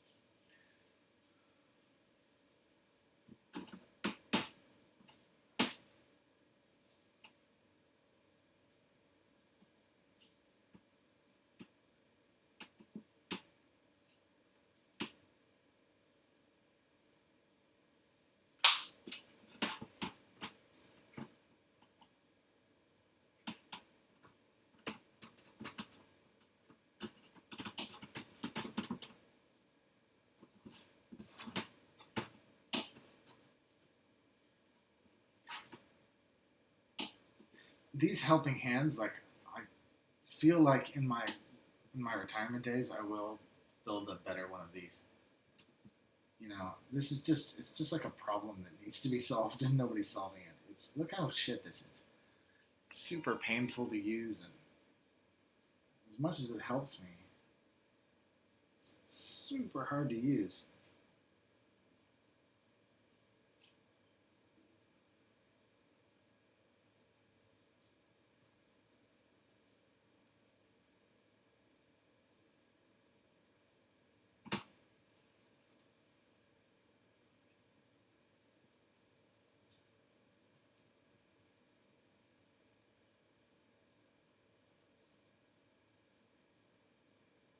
Okay, I was going to try to do 4 at a time, but forget it. I'm just going to do 1 at a time, like a normal person.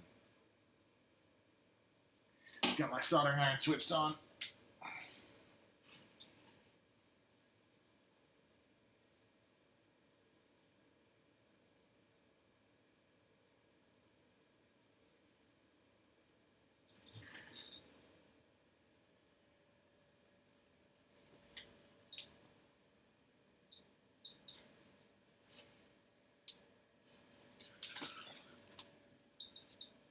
Okay, let's get this lined up to my side cam here.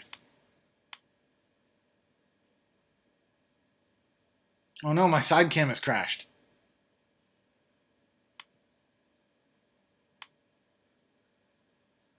Okay, need to redo my side cam.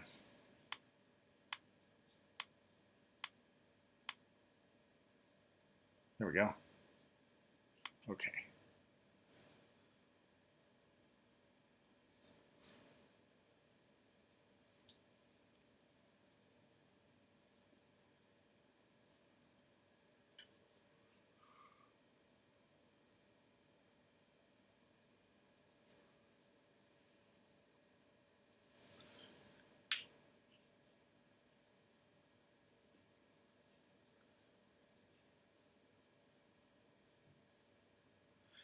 Trevor, you've asked, could Steph sew in an ergo size sleeve, but sew in a divider? The answer is absolutely yes.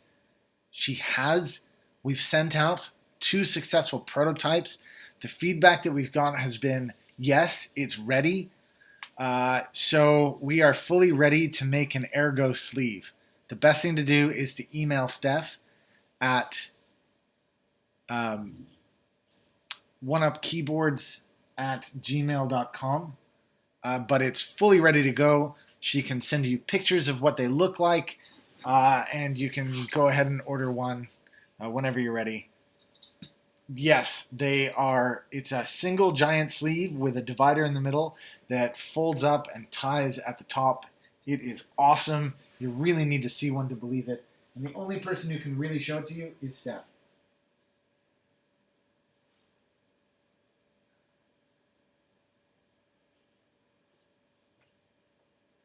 It's really cool. I haven't built an Ergodox myself, but it is one thing I'm looking forward to.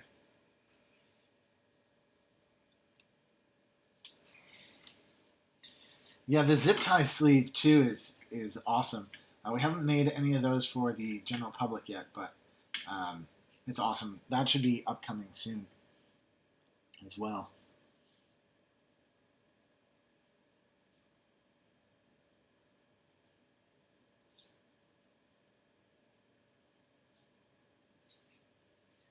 And guys, if you ever wondered, that is how you're supposed to do that.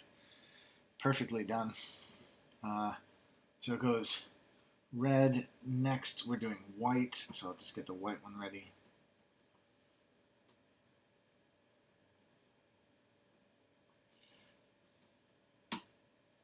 Sorry, I know when I'm really close like this and my hands get really involved in front of the camera lens. Like I say, the thing I intend to do next is buy a replacement stand, and that should help clear that up in the future.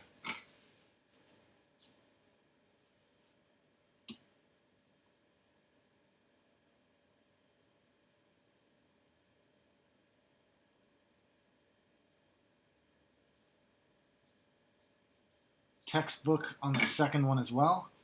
Let's hope we keep the streak alive here. We're going blue next. Or green if you were using... if you were doing this according to the USB Standards Association, you'd be using a green one here. But for those of you who haven't seen these videos before, I use blue because I'm colorblind. And blue is much easier for me to keep track of because I'm red-green colorblind. So that's why I use a blue one. And if any of you guys know people who are on the USB Standards Committee, I'd like you to complain on my behalf.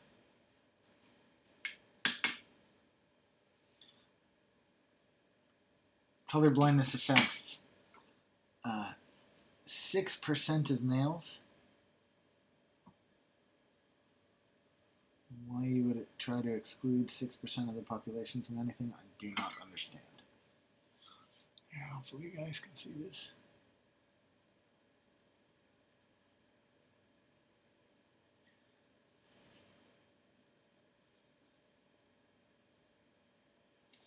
Sorry, that I just had the solder bent in the wrong direction there and I couldn't seem to get it figured out.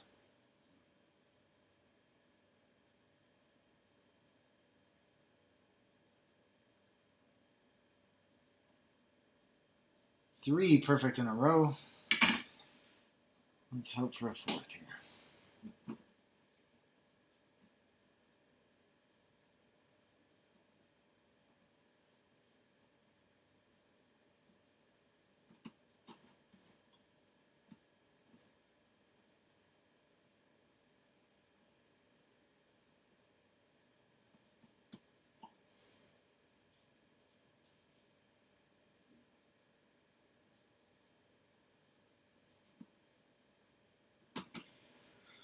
Sorry again, I realize my hand is mostly in front of the camera.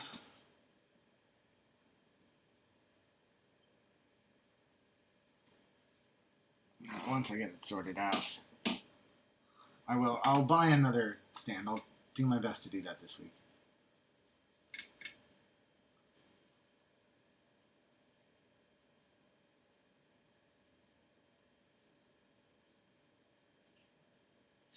4 in a row. Perfect. Now watch, one of these cables will be dead or something stupid. Okay, turning off the soldering iron after I cover it up.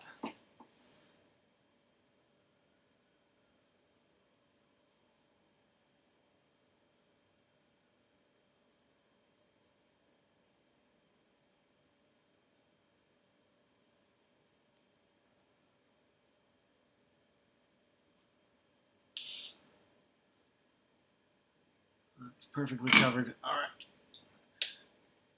Turning off the soldering iron. Now I'm just going to give this cable a quick test.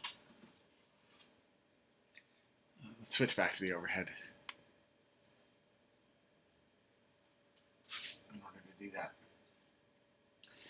So even without the ends on it, you can still test this.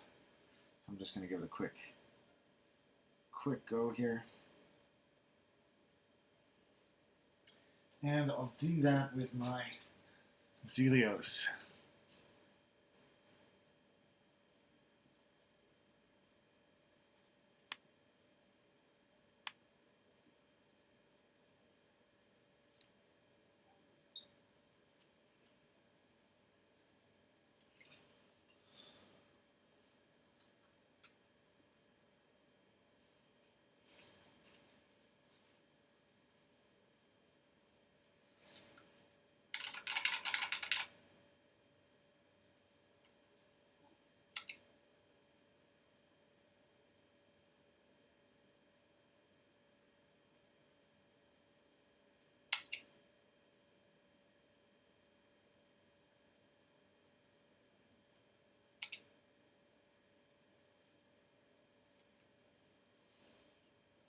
Sweet, so the cable's working.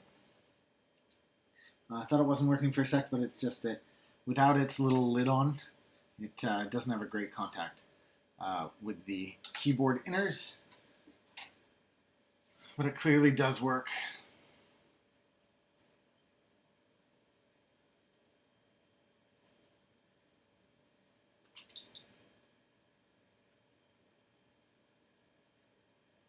Okay, so with this one, I'm just going to start in the middle. Start in the middle here and just work my way towards both edges just to make sure that I've got as much of this cable out as I can.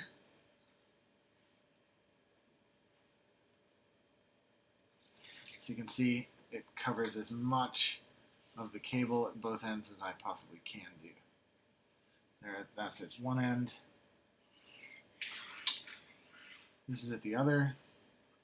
I could really use just a smidgen more down at that end. So I'm going to take some of the slack out of this end. Ow! Little rope burn there. I wasn't paying attention, trying to do it a little too quickly.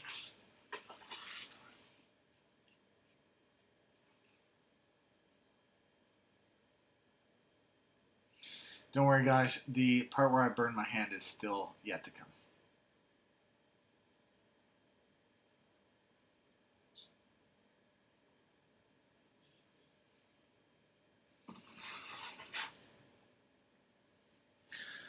All right, okay.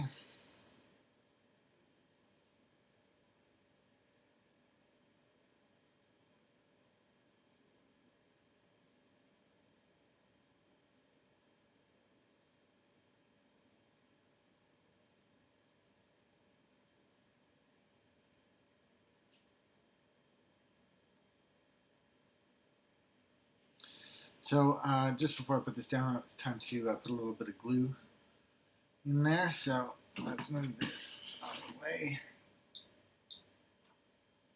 I can switch off my soldering iron. I'm done with that for the day.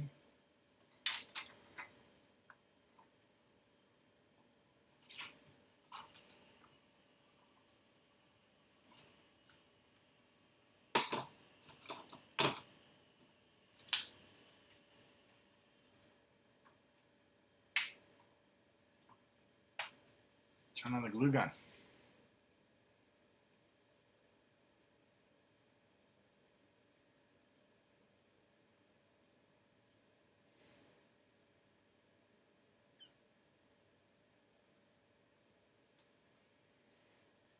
Did our Gore get quarantined recently? I don't know. Basically, just tune into my channel. I will burn myself for sure with this. You see that I've added a penny to the top of this? That's to try to start to add weight to this thing because it's so flimsy that the cable weighs more than the gun does, and it's that thing that's going to burn my hand. It is. It does it every time. You can see my recovery from last week. Super painful.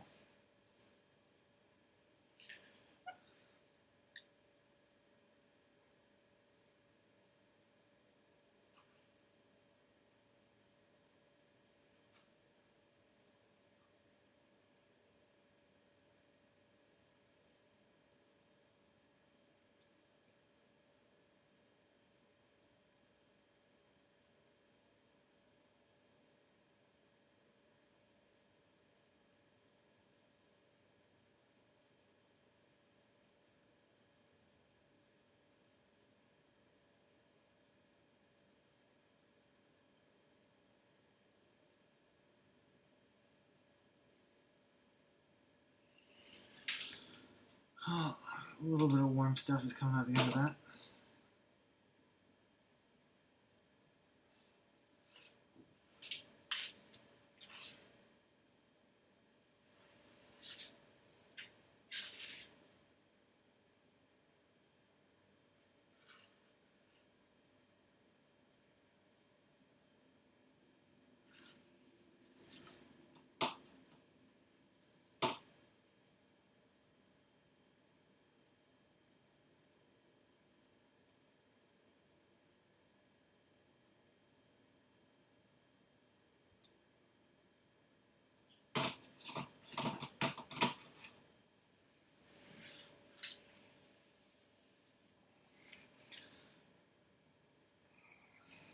Damn it, damn it, damn it. I don't think I gave enough to it. No, it's gone. It's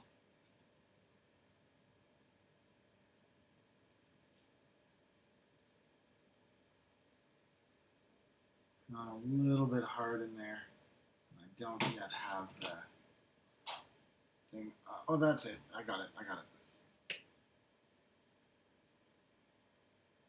Yeah, I got it that time.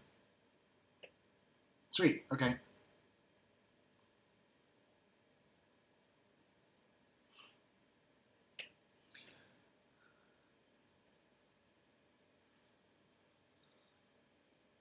Oh, good night, Belgriff.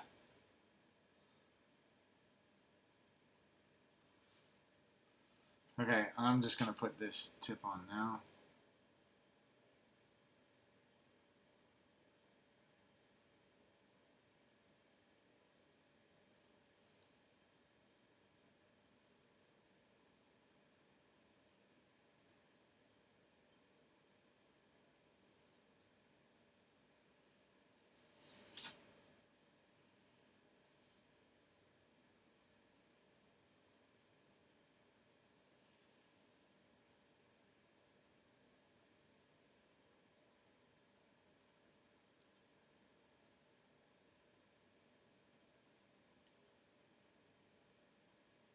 Of course, this goes on so much easier than last week's build, which was the paracord and clear sheathing, which is a cable option on 1UP keyboards. This one, look, it's just so much cleaner, easier to do. For those of you who are just tuning in, this kit is already live on 1UpKeyboards.com, so you can go pick one up there.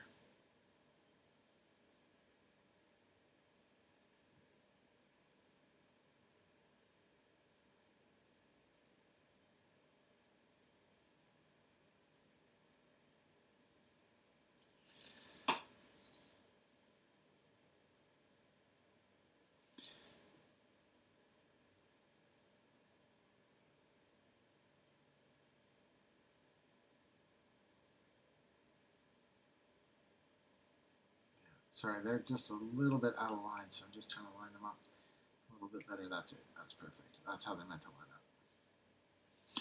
Okay, cool. Now with that end nicely done, I'm just gonna work as much of this extra cable down to the other end. And then get ready to burn my hand. I'm just doing it here. Can't quite see it, but getting this.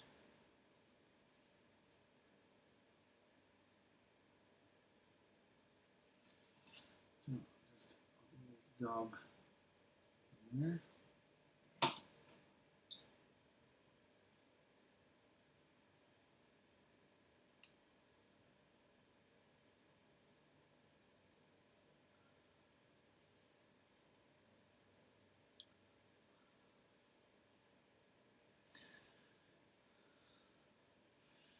Perfect. Should be enough to hold the cable in place for those minor nips and pulls. Sweet. And then just line this bit up. So if I remember correctly, this goes this way.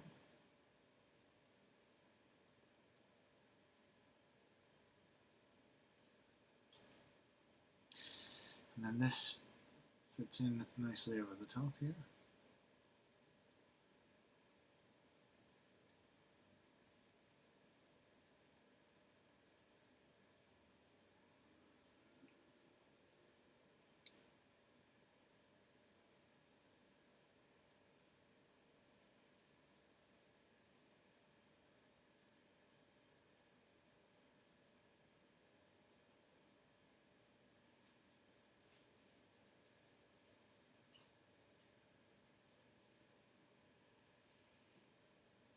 Now that I've cuffed that, super easy.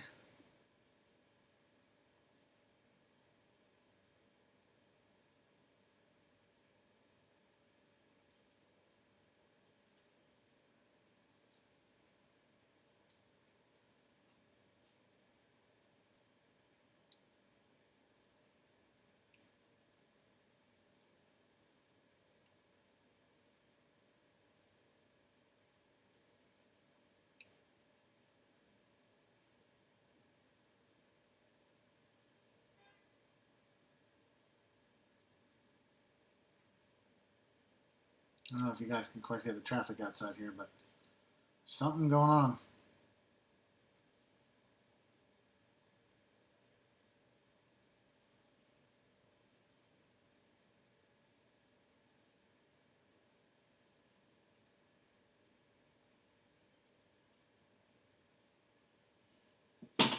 Cool, sweet. Okay, well,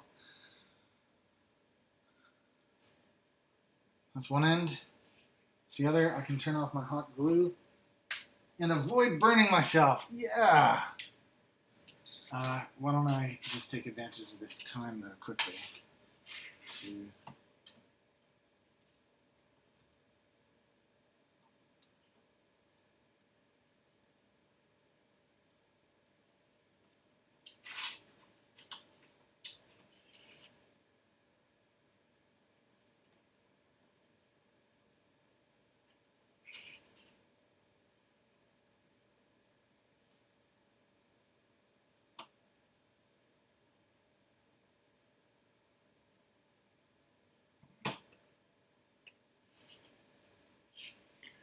fun times.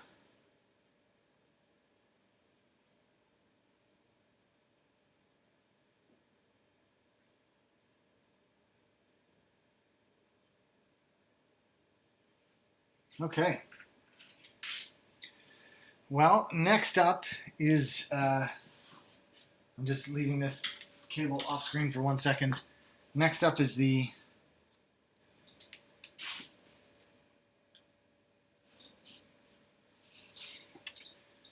heat shrink. And before I do that, Yoris, are you still around? What keyboard are you intending to use this on? Do you want me to shorten this piece, the smaller end?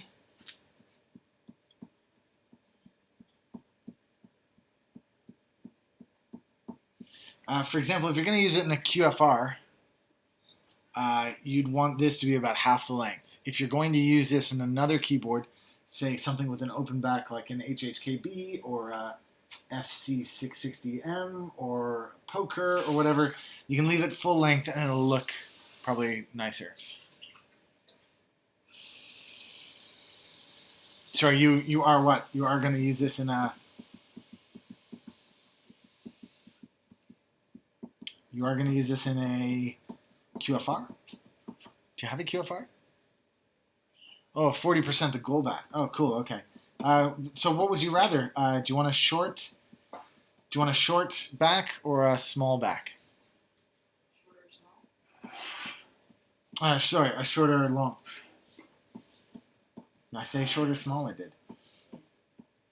They keep telling me, Steph, I need more coffee. Sure. I didn't understand why. You're already twitching.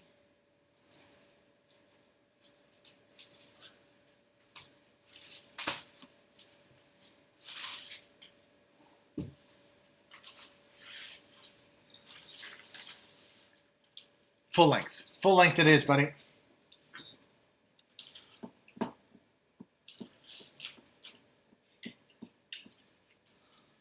I think the full length looks a little more stylish, and the shorter length is done out of necessity. Just, sorry, that probably blew you guys out a little bit, but that is just to get rid of some of the eraser dust off of the...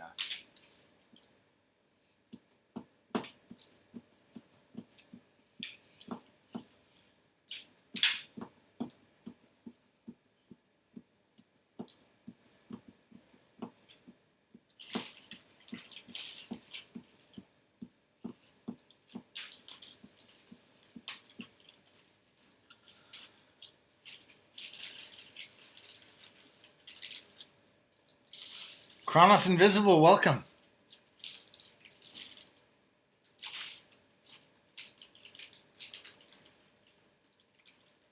Gab, when you say the lag, what lag are you talking about? The distance between my actions and my voice, or the distance between when you guys say something and when I react to it?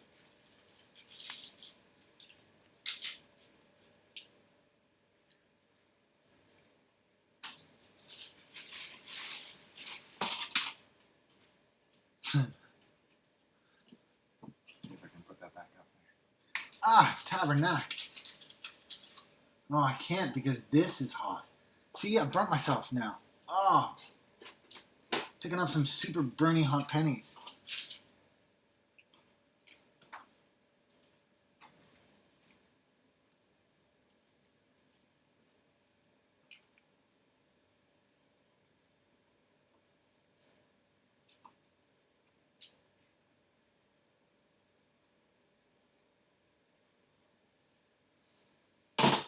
Piece of shit. Absolute. Oh, the chat and me reacting. It's way worse than you think. In order to try to synchronize the sounds, I've had to put a 20-second delay on. Plus, there's like a 5-second delay put in just because it's YouTube. So yeah, you're looking at a 25-second delay between seeing something and actually being able to comment on it. It's pretty painful.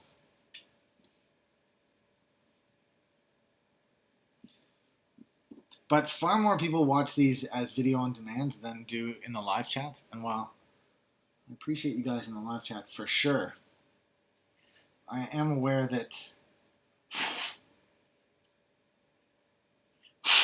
everything I do needs to line up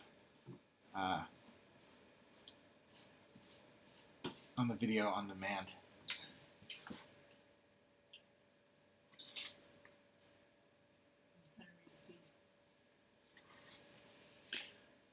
Tabernacle.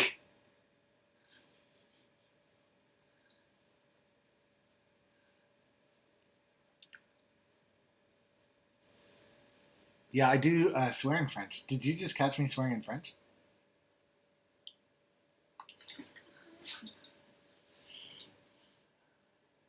I do swear in French. I don't know what to tell you. It's once that's deep in your veins, it's difficult to get it out, you know?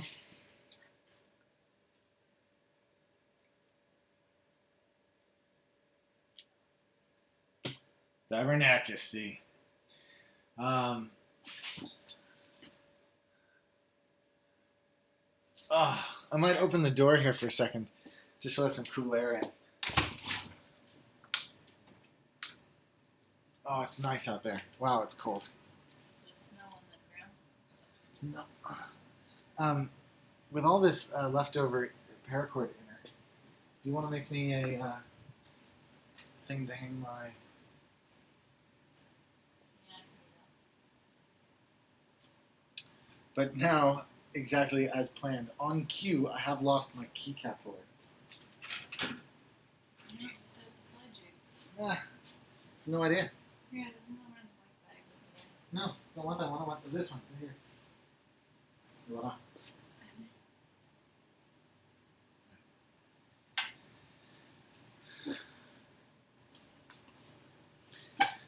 Hey Pete, do you try to optimize 40% layouts? Do you place punctuation close to the home row or optimize the layout to be more similar to a standard keyboard?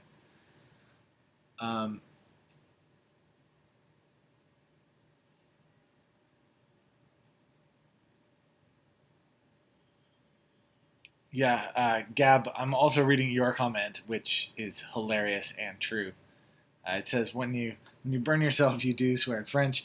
If you're anywhere near Quebec, every second word needs to be a French swear word, otherwise you aren't fluent. That is actually the truth.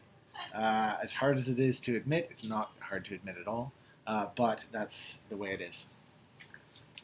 I need to get the hot air ready. See, this is still warm, and it probably is. Yeah, the other question I'll get to in a sec. So with my 40% layout, I'll tell you what, how about I go through that after I'm done this cable. I'll show you on my 40%, which I've got just off camera here.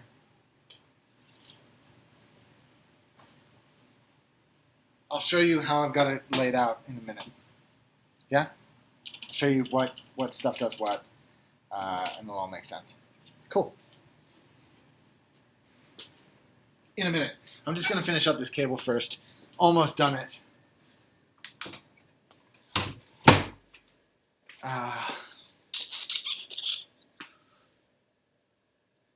Gee.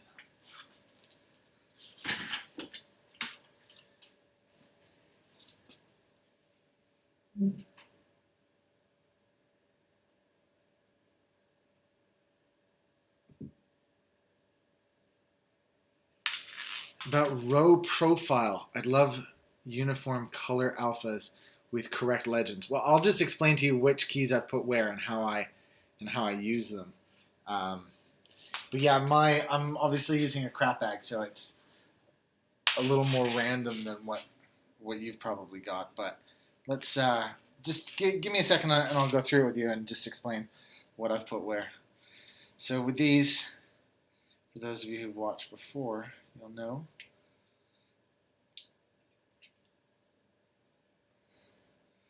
On screen. Sorry, is that off screen? You'll know what I like to do once I slip this on is I've got a USB hub just under the desk. And what I do, plug it in, and then I put the heat shrink so that it's just the right amount of distance. So it's just in the right amount. So that's ready at that end. Now I'll do the other one.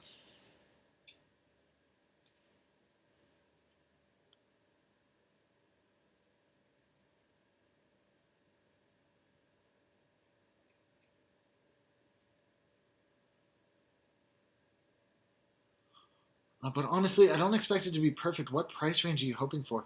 I'm not made of money, you know. I'm not really clear what you're talking about there.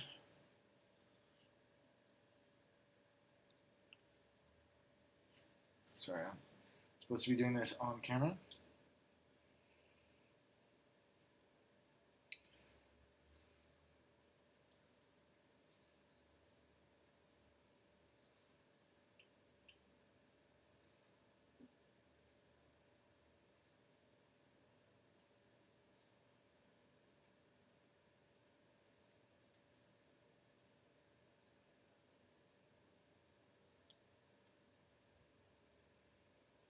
This white stuff is a little bit more snug. Some of the other stuff I've used. It just takes a little bit of patience.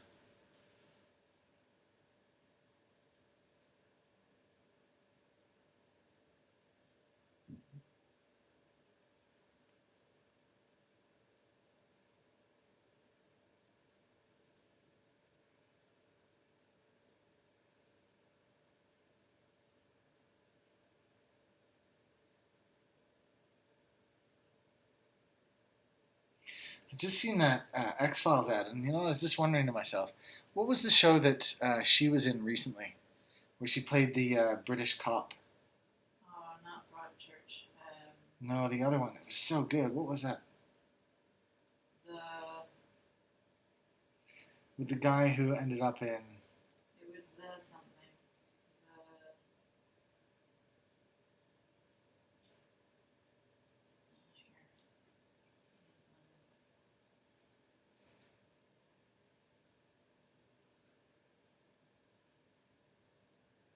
What's her name again? Gillian Anderson.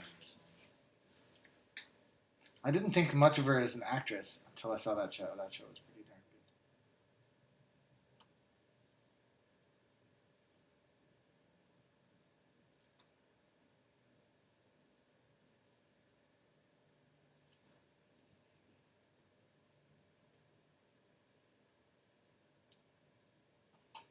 I want to do this. I want to grab this very gently because I don't want to hurt it in any way. Just want something to grab onto a little bit. The Fall. The Fall. Great show if you haven't already watched it.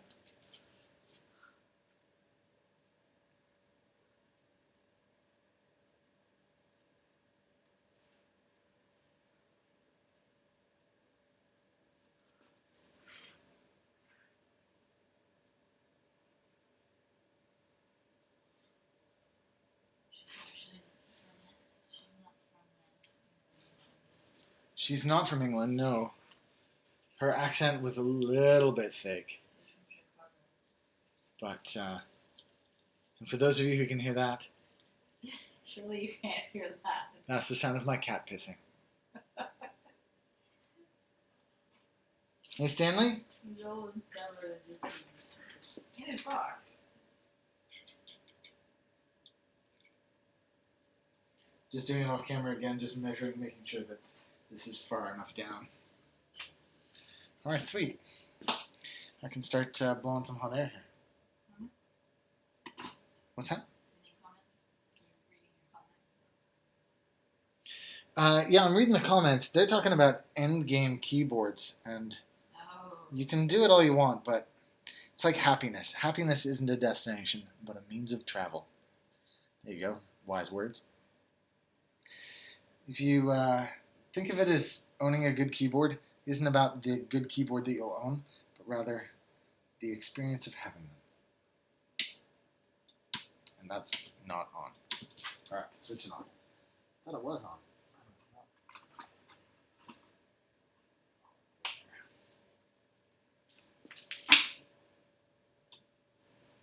Why did I go on the camera to look at that?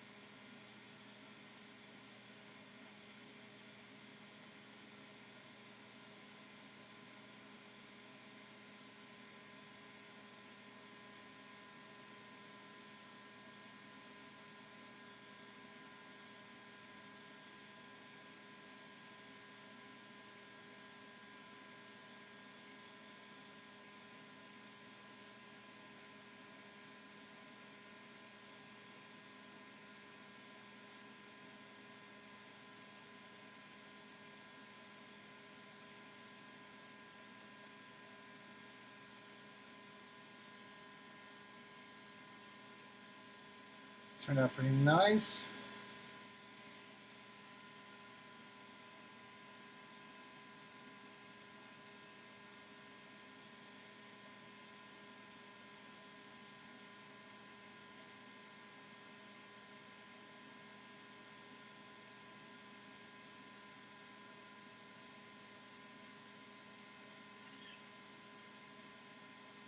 No.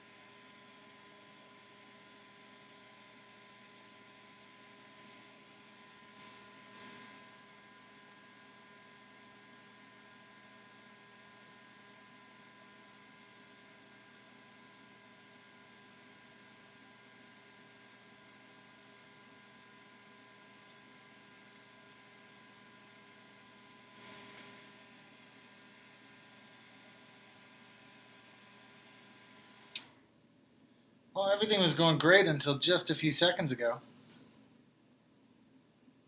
Can you see that? This shrink wrap hasn't didn't shrink. It shrunk, just not enough.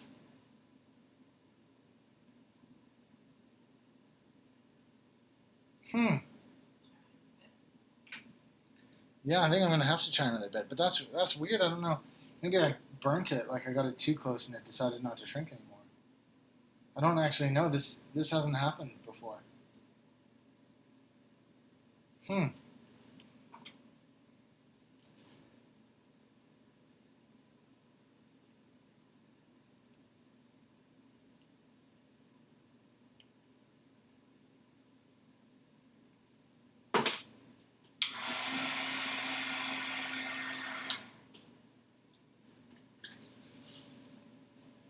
I'm just gonna check that I didn't kill the side cam while I was doing that.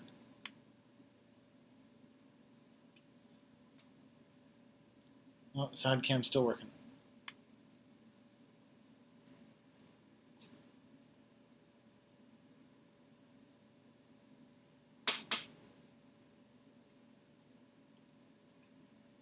Happy catfish. Well, I'm very happy.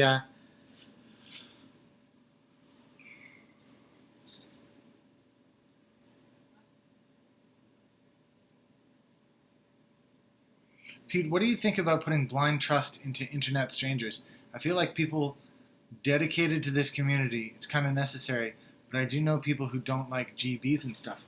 No, I know the GBs. You should really stick with the people that you know and trust.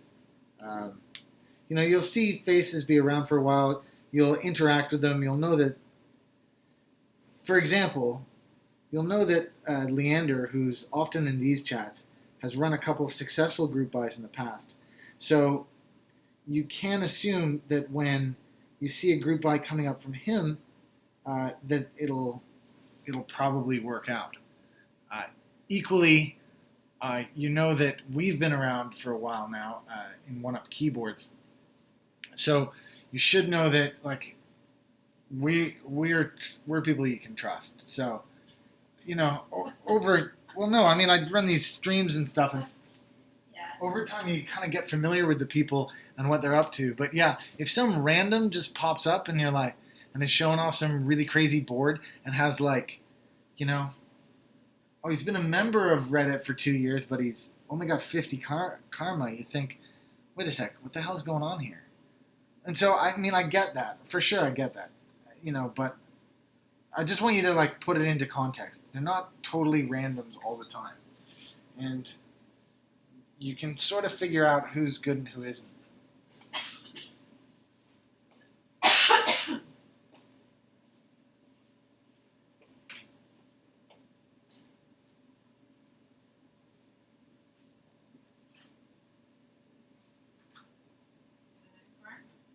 Sorry? A new piece of light. But you know what, Steph? I know what the problem is, and I don't think I'm going to be able to fix it like this. What did you do? Well, because this paracord's so thin, because it's the thinnest one of the ones that we offer, this just isn't really going to grip it properly. Then it's paracord. This paracord is the thinnest cable that we offer. Do we have white in the old stuff? In the... Sorry, so what you're saying is this is... the packs that we have? Yeah, do you want to go check? I don't think we did, I don't think it comes in white. We have a thinner black.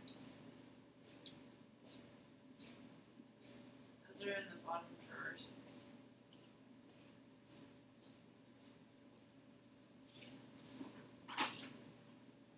Yeah, black, yellow. And no whites.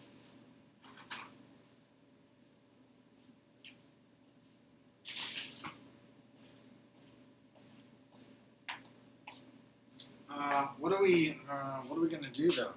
Especially now we've put it up on the website. We're gonna need a long-term solution to this.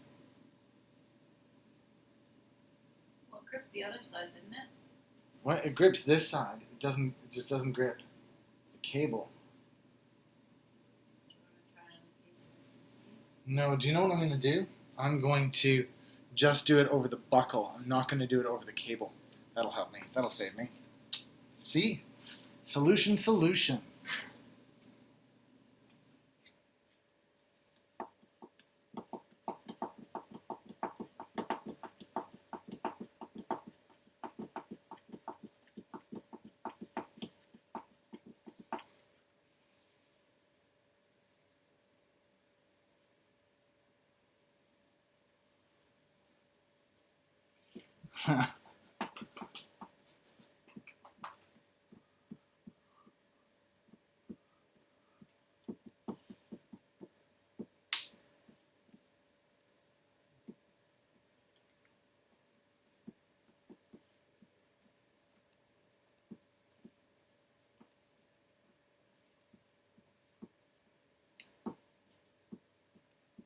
going to plastic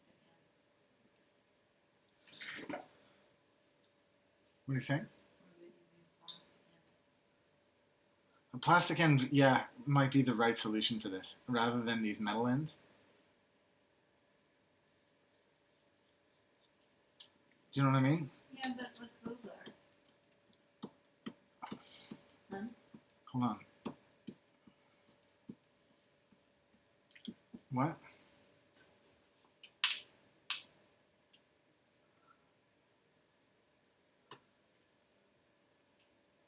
Yeah.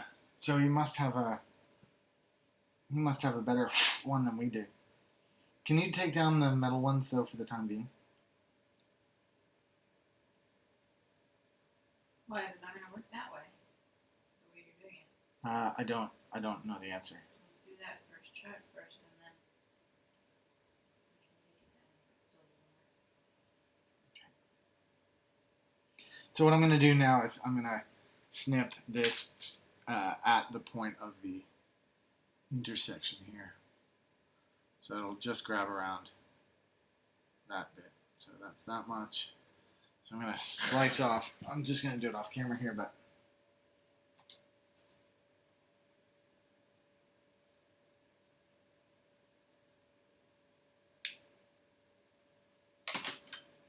so you can see I sliced off about that much.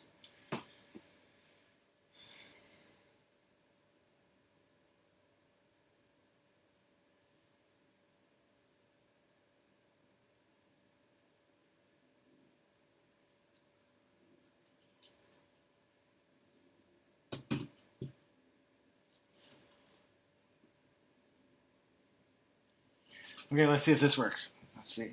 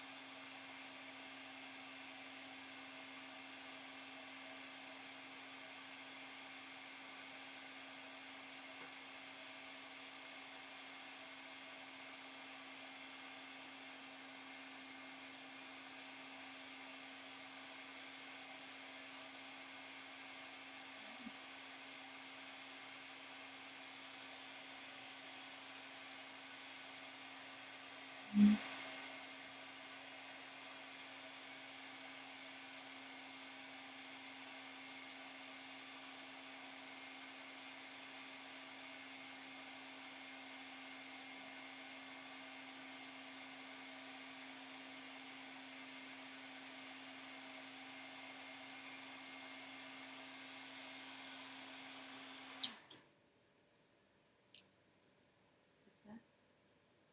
No.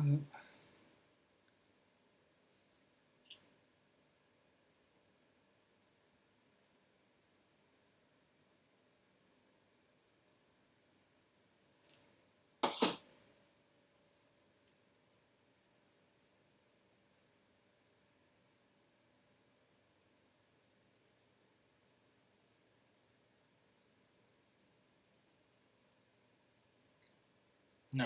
Take them off the side, Steph.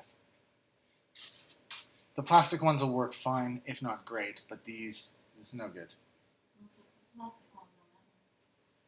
What's that? Where's my laptop? Sorry guys, can't have this. These things aren't, it's not grabbing tight enough, which is upsetting me. So we can't sell that. Yoris. Plastic? Well, it's too late. I've already soldered this in.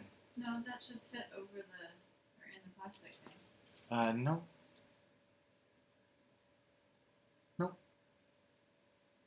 They look completely different, Stephanie.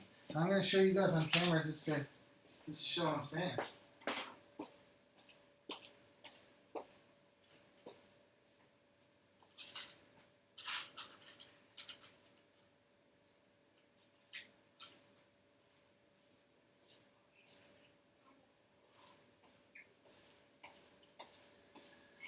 This is what a metal connector looks like this, right? Like that. You saw me and I put it in. This is what a plastic connector is going to look like. So you solder it like that and then you clamp the plastic around it. So let's sell the plastic ones with this paracord kit because we know that they'll work, and remove the metal ones. Work on a better shrink, heat shrink. We'll try to find a Yoris. In the meantime, I've got a funky solution for you. Actually, do you know what? That's not that bad. That is not that bad. Let me see. That looks nice. Steph is not an actress. If that didn't look nice, you could have heard it in Steph's voice. No, I like it. You've got it exactly at the At the cuff. Yeah, I like that. Okay, Yoris, you got a choice, mate. I think I do have it. Do you want to look at this? That's the kind of short end there. So it's like a really nice, it's like a short cuff on that end. So what I could do, if you don't like it matching this, I could replace the long one on this end, or I could leave it. Or the other option is I cut this off and I use a 3-to-1.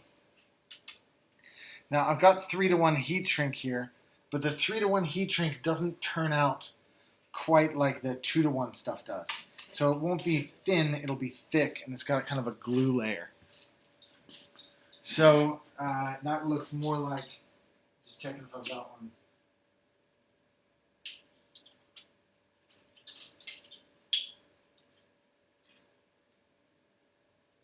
It's not really a good example.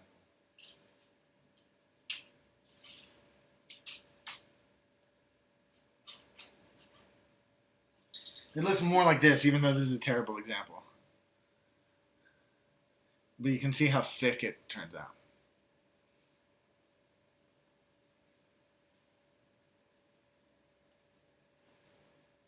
So Yoris, I'm gonna wait for you to tell me what you'd like to do. What do you guys think? Should he go with a shorter cuffed one of these? Which wouldn't be bad. Or do you want a longer cuff on the...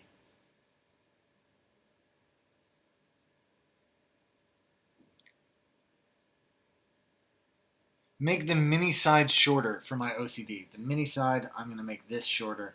I'll make it the same length. All right, sweet. I got to do it off camera for a second, just because I got to get everything all lined up, but that's exactly what I'll do for you. I should leave them up. I like that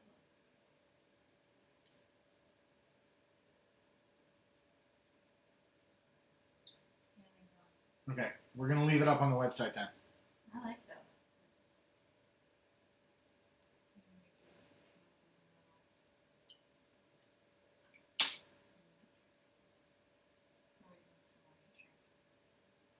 Both at the same time, I think.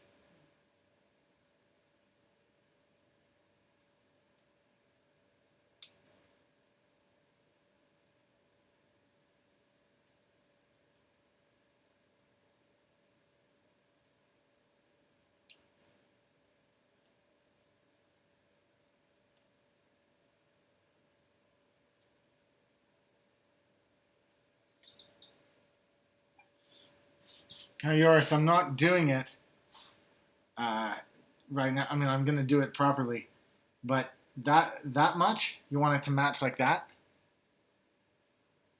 Like I said, I'm going to redo this properly. I'm going to cut this all the way off and then replace this whole thing. But I just want to check, you want those two lengths to match like that?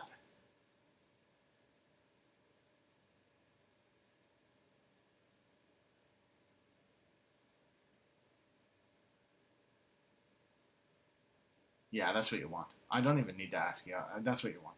You don't want it to be shorter up in here. Because then, even though they'll both just go to metal, it'll look stupid. That's what you want. Likewise, Happy Catfish. Enjoy the rest of your weekend.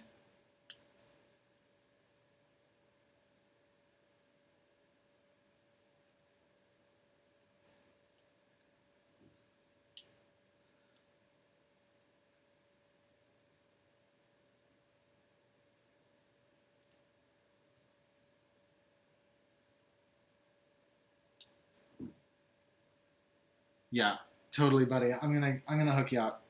I'll make it perfect. Don't worry.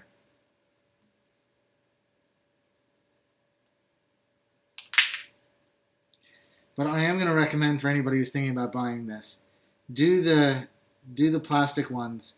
Do a right-angled cable. I mean, for the first time, really, you can a right angle you can make like useful. But yeah, that doesn't work with the QFRs. I asked before, but does anybody have a QFR? You should totally get that. Rot. Hello. Rot. I assume you're in Rotterdam. Okay, let me just get one of those shorter ones. Are they both the same length, Steph? What? The long and the short and the long, the skinny and the... Mm-hmm. They're both the same length.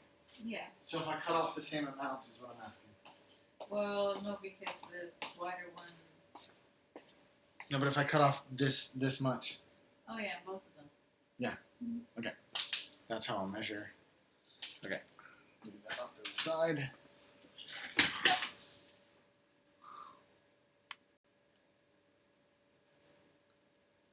$19 viewers. 19 viewers. Hello, 19.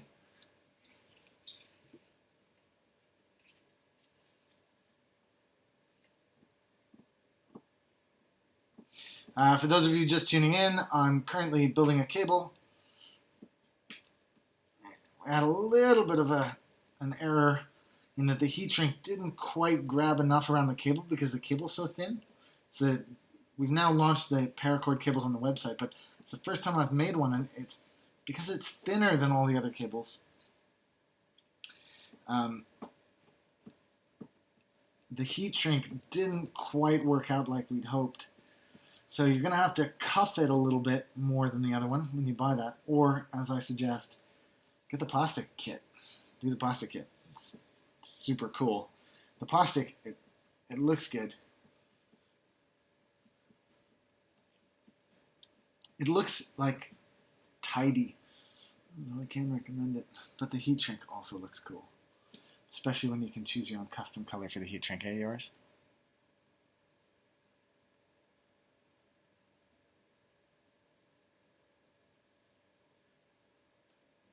Oh, I called out the 19 viewers and it dropped to 15. People were like, hey, what the hell? Am I watching something here? What the?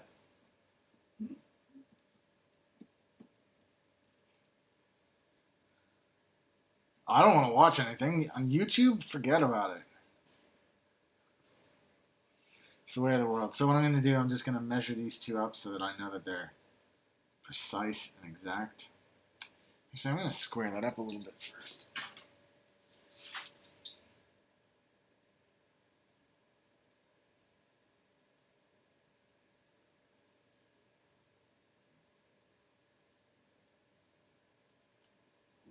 Okay, now I got to be a sliver less.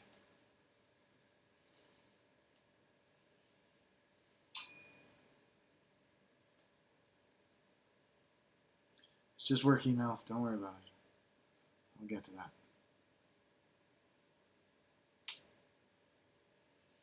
All right, there we go.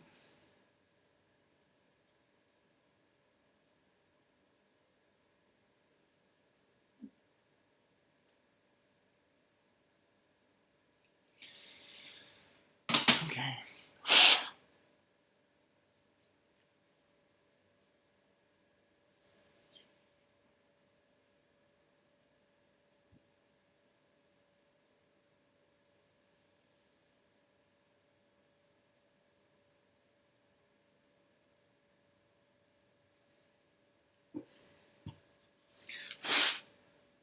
Yeah, fully programmable keyboard for under 100 euros in your case. That is pretty damn impressive.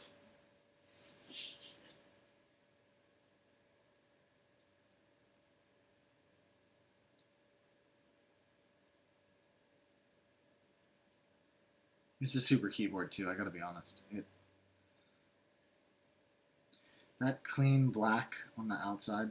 I mean, I think the gray one is cool. I wanted a gray case just so I could, sorry, I'm just putting this sleeve on and I'm doing it slightly off camera. I wanted a gray one just so I could mod it, because I feel like a gray case without the kind of rubberized plastic is easier to mod. But the rubberized black version of the QFR, man, so cool. XX7 is coming out, man. It's all coming out. Not a fan of the 60s.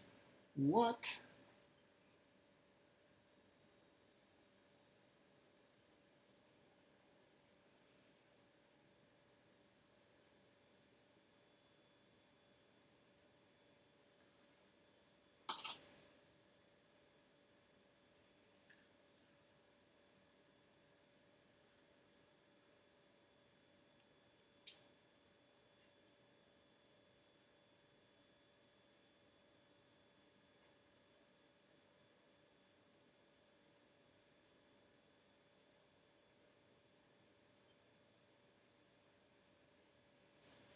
Okay, Yoris, check it out, man.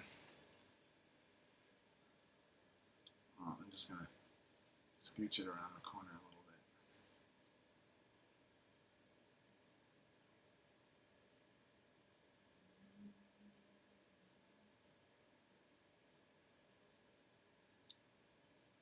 So that catches a little nicer.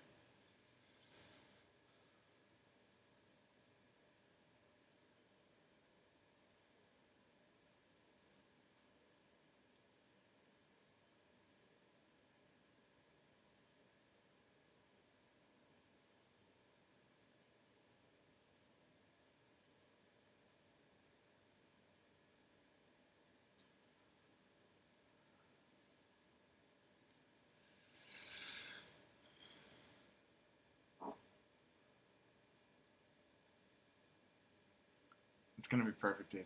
It's gonna be super sweet. Okay. Let's cook it.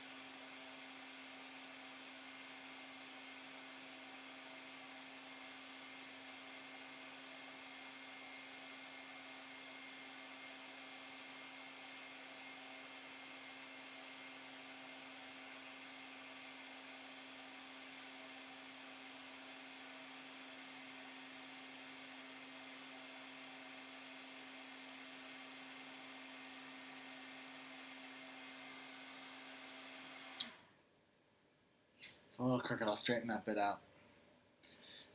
You see, there's the line is a little bit over. I'll just straighten that out in a second once this cools down a touch. That is pretty sweet, though. Just the right amount around the top. Where's that? Can you see that? Just the right amount.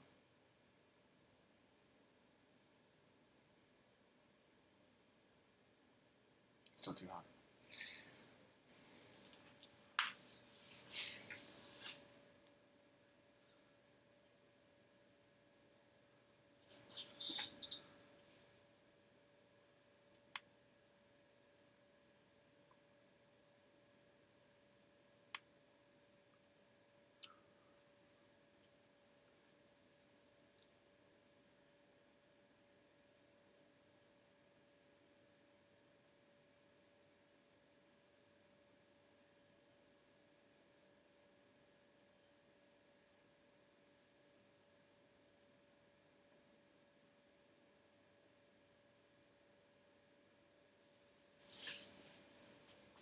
There you go.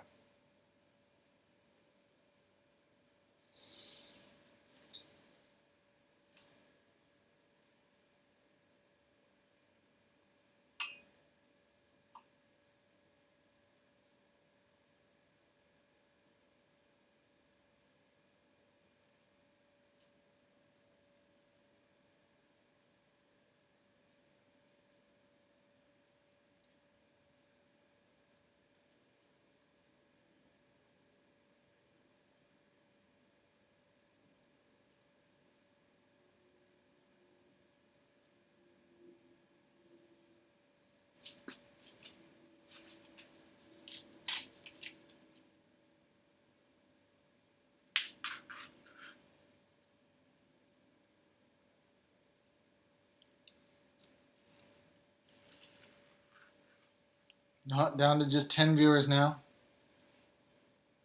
I'm still going to talk about the JD40. Can't quite remember who had that question about it, but I'm going to get back to that in a second.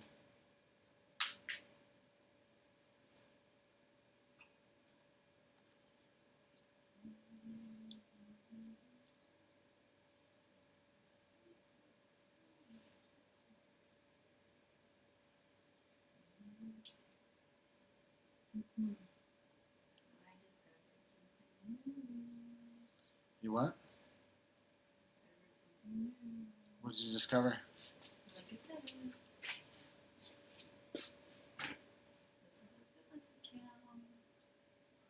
Oh.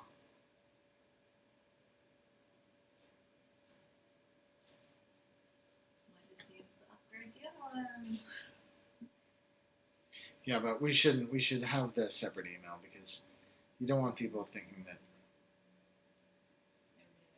I mean, yeah, everybody knows at this point, but new members to the community, they don't want to think that they're dealing with something. Again, I'm not switching everything across, so. This cable's still super stiff.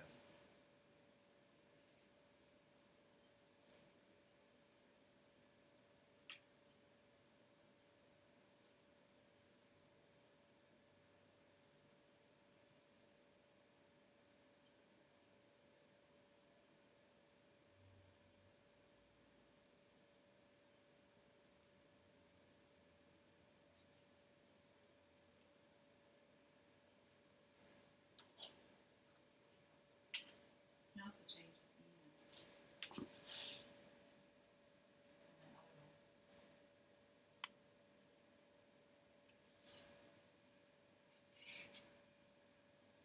How do you like them apples? That's not really an apple, but it's a pink. I was going to say it's an orange, but it's pink. Okay, I've just got to clean up around here for a sec.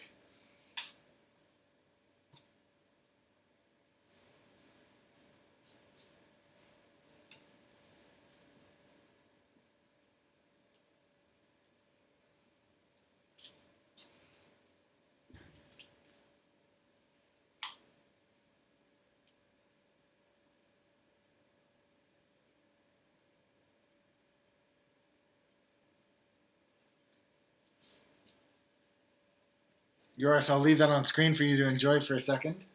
Just cleaning up, just putting stuff in the bin and stuff. I'll be back in just a second.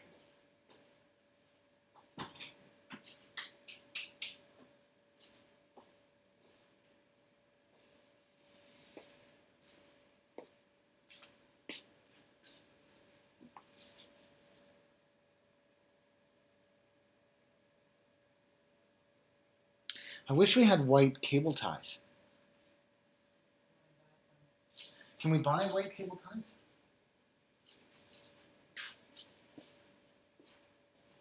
I wish we had cable ties in all the colors that we have heat shrink in. That's what I'm saying. Yeah, they do white. Well, it's not going to help Yoris at this point. He's going to probably get his cable before.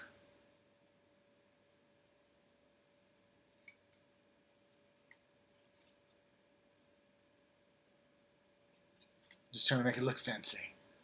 Ah, oh, fancy. It's a little out of focus, but you get it.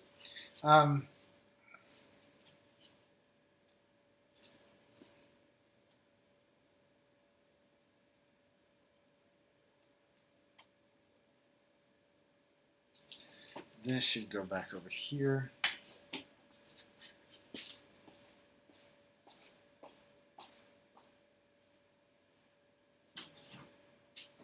Oh, huge run here. Huge run, huge run. Oh, huge. Pittsburgh versus Denver. I got to admit, I'm cheering for Denver. They're losing. There's still time left. Yep. Well, especially after the game yesterday. There's always time left.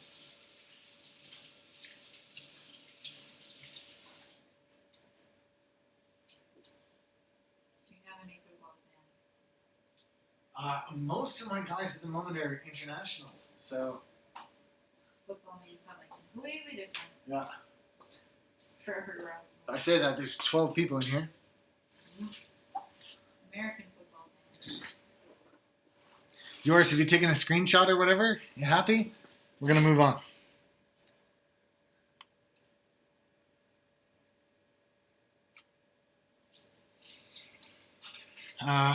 Here I'll put this and this.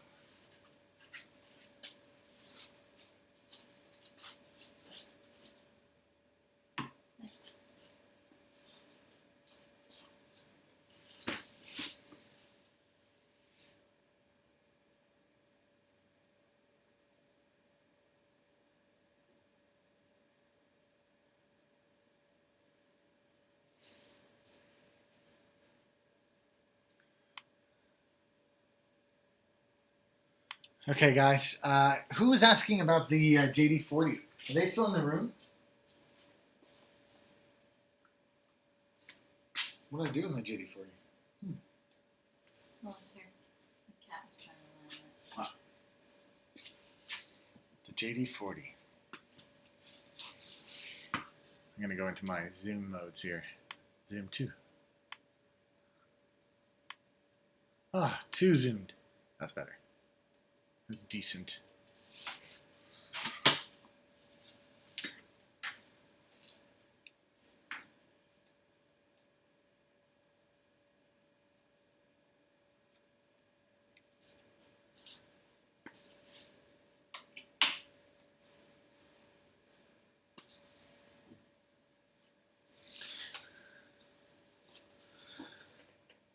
Oh, it was Catfish. Oh, and I didn't get a chance to answer him.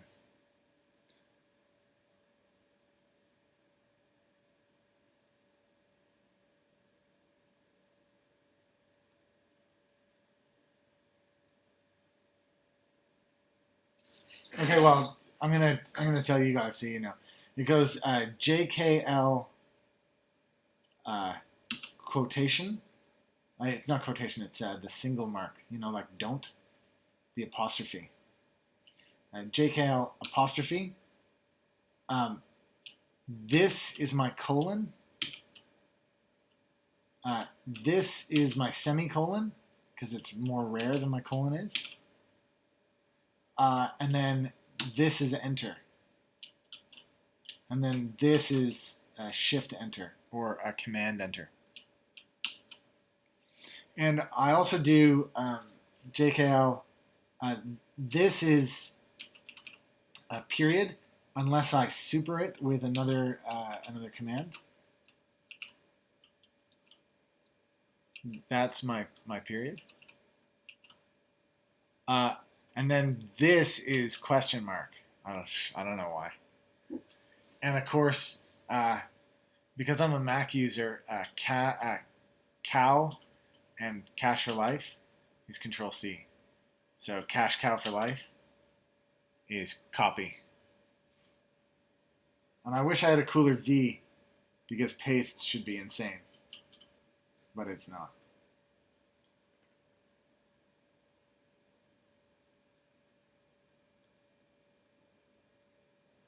And this is just alt, but what I should do is have that be my number row select or something. But it isn't.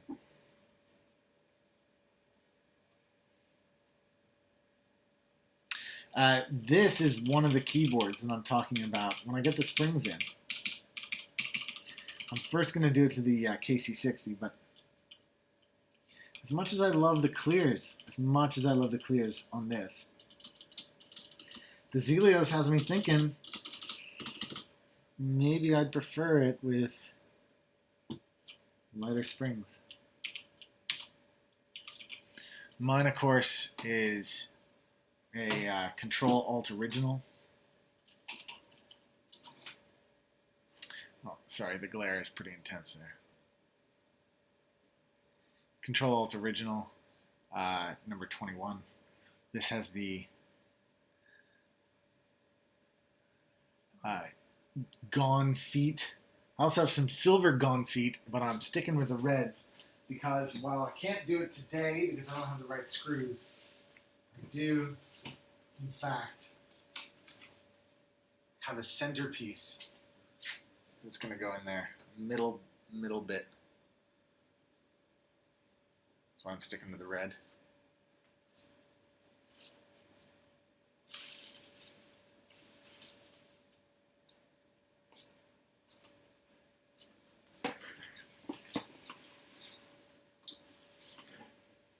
Yeah, the JD40 is a very special keyboard in my world.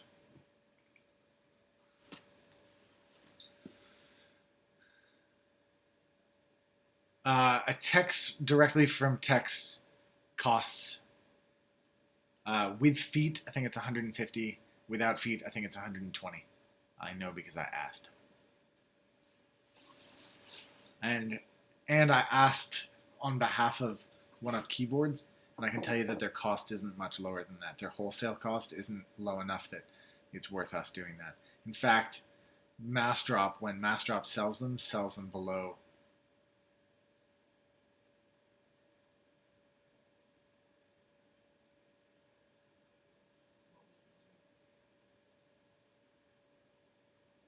Yeah, I see you guys are saying 75 cents per switch is no fun. I know, but his real price is $1 a switch. And it's super painful, but I mean, they're pretty damn good switches, I'm going to be honest.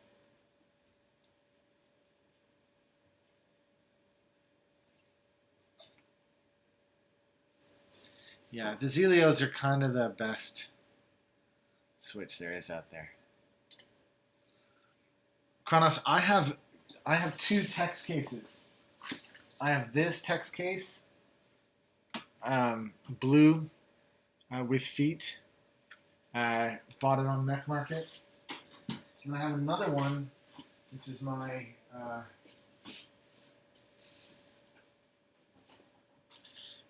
black. I have my KC60. This bad boy.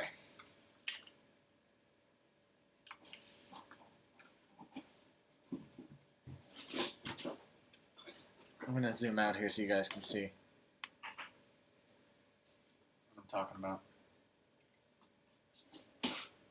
So this is my JD40 with the poker. I don't know why. I just have a real strong affinity for these PBT keycaps, thick PBT that came on my Poker 2. They were like my favorite. And to give the Zelios a fair run, I wanted to try it out on this keyboard. And now I love it. I don't want to get rid of it. And then the other one here is this is the JTK on Cherry MX Clears. And I prefer the feels of this. So that's why I bought springs to do a spring swap on that one.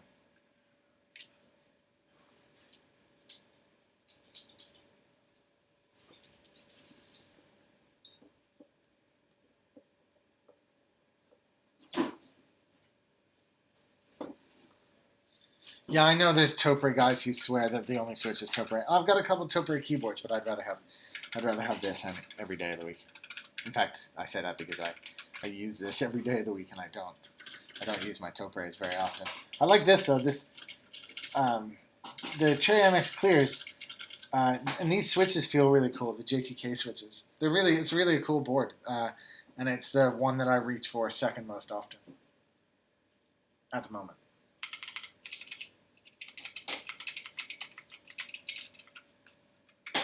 But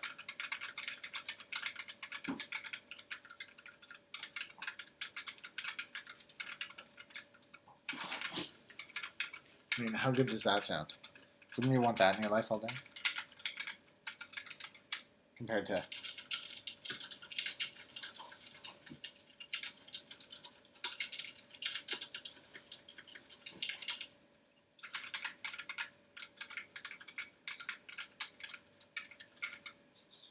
anyways, that's my thing. And then, of course, I have this, for that blue one with the white keycaps, I have my original. This is really my first one-up keyboard sleeve. I made my own, and then Steph made another one that we ended up selling on Mech Market. This is my first one. And I still, look at it, it still looks like super brand new. Anyways, this lives in here. And then the other one, the KC60, lives in this trucker bag. This is a trucker tarp. This is unreleased. If you want one of these, you've got to contact us. But this trucker tarp, it's not for everybody, I don't think. I think the other ones are more like an everyday bag, but this one it's super rugged. It's super cool. It's like when you first get it, you think it's like holding a rubber tire or something. It's like bike inner tubes. But God, it holds up super well. I can't get over it. I keep feeling like it's gonna, scuff or something, but nothing. It's like it's brand new. And then I've got another one that I'm getting ready to build.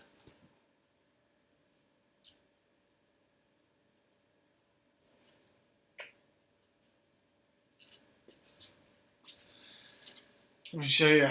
That's this one in this cool sleeve.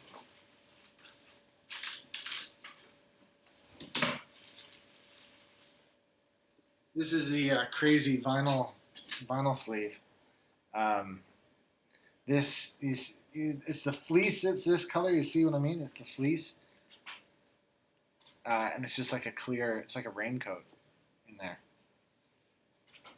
And that will eventually be the sleeve for this, which is the Leandrin plate that I've got, and this white aluminum base from somebody's Poker 3. I've got to, I gotta knock this off of there. But yeah, looking forward to that eventually.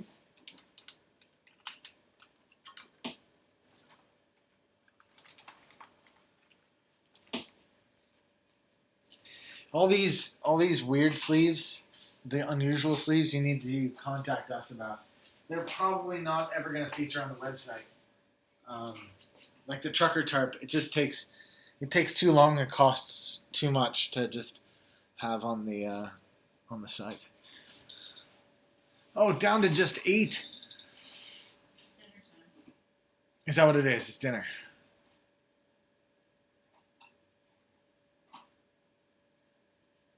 Oh, and I'm just gonna tease one thing that I'm actually gonna do in the next stream, not in this one. But I made a trade for my crap bag. Did you? Cap set. Yeah, it was just a keycap set from the crap bag. And I got this amazing deal from AO-C. AOC, as he's referred to. Can you see? It's a numpad, but it's on this like circle plate.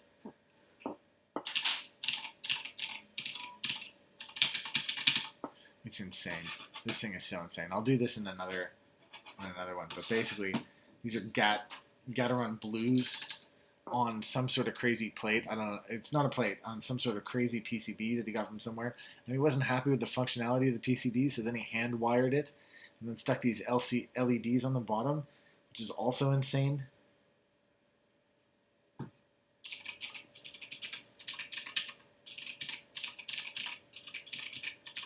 This thing is super insane. And I don't even know how to use it yet. You can see there's 2 USB ins there. And there's another USB in over here. Like, no idea. This is going to help me with the TMK software, I think.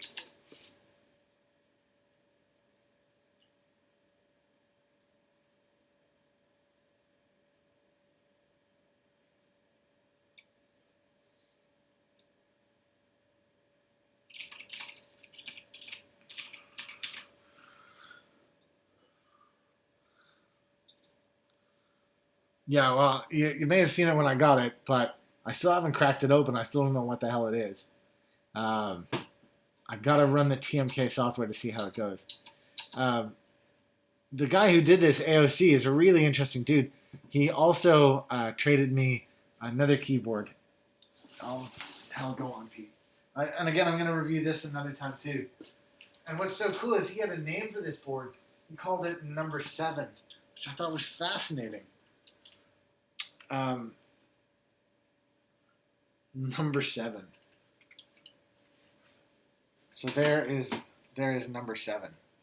It's a plank board. It sounds like it's also based on Gateron clears. Sorry, Gateron blues.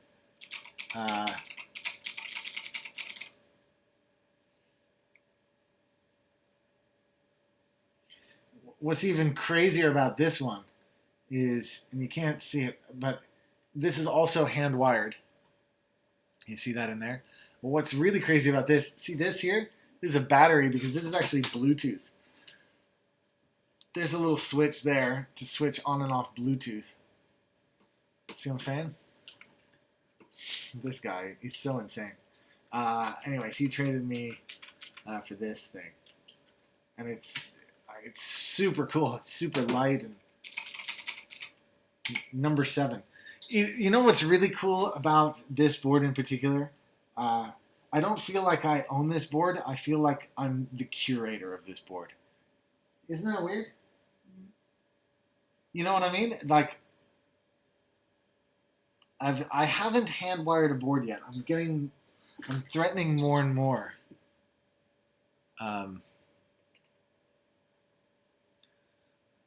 Yoris says, "Sell me those modifiers." What? These? No. That's part of the reason I got this thing. As much as I might change, as much as I feel like I'm a curator for this board, I may take these keycaps and put it onto my plank. It's my plank. This isn't mine yet. I've got to get inside of there and figure out exactly what he's done and how he's done it. Because this is really cool.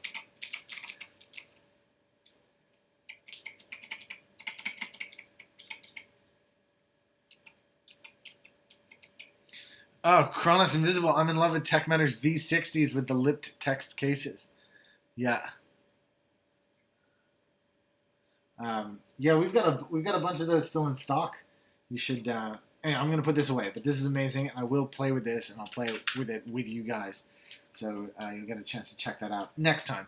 We're 3 hours and 20 minutes into this stream. I've got to get ready for dinner myself soon. But yeah, pretty excited about both of these trades, guys. You can, you can trade.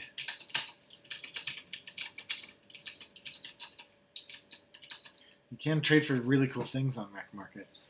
And I gotta say again, Oh, while I'm here, I'm just gonna take that off screen. While I'm here, I just want to show you. This is what a bunch of Frosty Flakes looks like. Whoa. Whoa. Frosty Flakes, there. Super cool.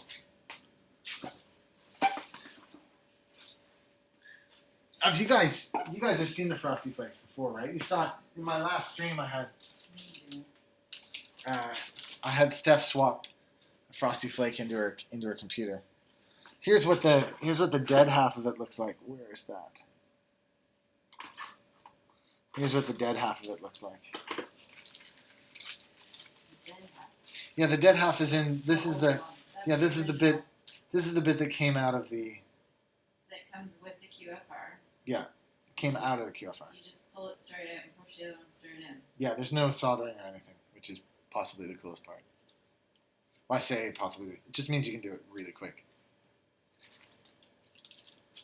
And even though I've never really been into esports, I can imagine suddenly that there's a group of people out there who have QFRs for their esports who could improve their APMs just by having one of those. Super cool, the Frosty Flake.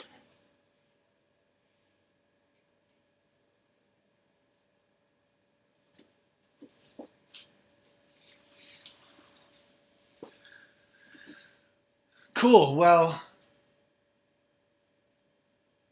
getting towards the end here, do you guys have any questions for me? Any part of this AMA that I could help with? Anything you want to know or know about that I can do with you? Thanks for those of you who bought me coffees throughout today. I'm going to, as soon as this stream is over, go straight away and buy a new camera arm to improve it for next time. But is there anything else I can help with? Any other questions you guys have?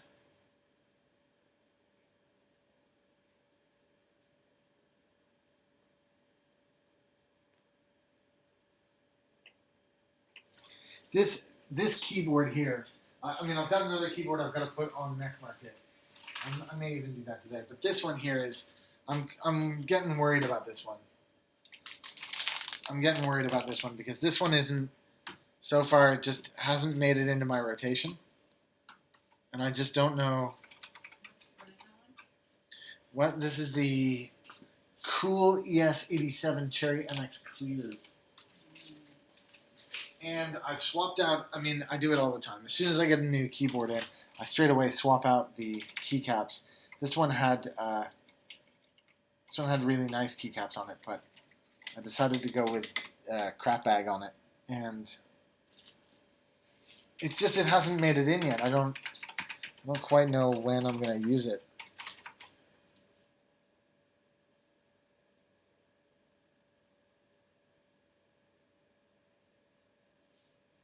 It's in danger. It's in peril. I might have to set her loose.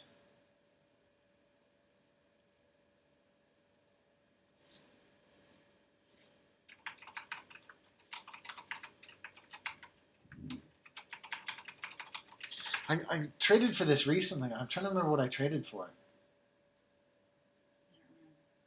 I don't remember either.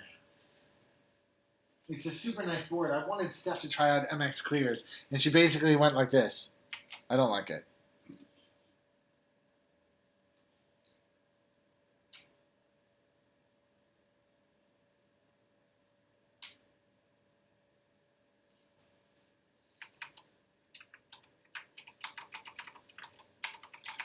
So are you asking me if I'm going to sell you the orange mods from this thing? Like that. Is that orange? And that? Is that what you're asking? Because if you are, go to hell. No, I mean, really? Is that? Do you want that? I don't know if I have enough mods left over because I have this other. I have this other crap board, but that's it. That's basically all of my essays, right there.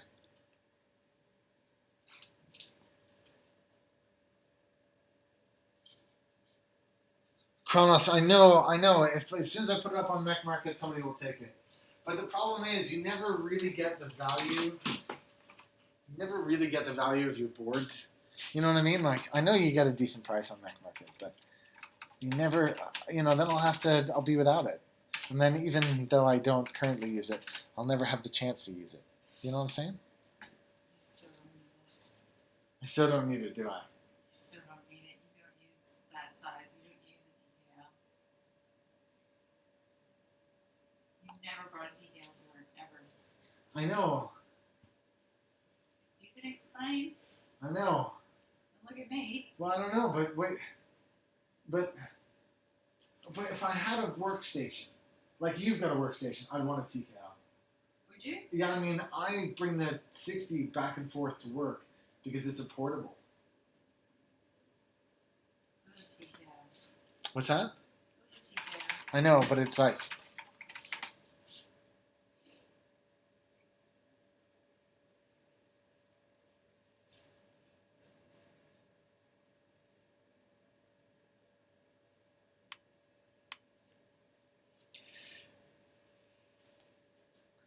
Oh, they've just called me a hoarder, Steph. Kronos, you called me a hoarder. Excellent. Okay, it's got to go. Okay, I get it. It's got to go. It's got to go. We didn't have another TKL, but we could do it. 2, 3, 3 other TKLs. Yeah, and this one comes with, like, it's just that I only just recently traded for it. That's the part that's killing me. Yeah, but you traded it for me, and I'm not going to use it. I don't like it. It also has the black plate.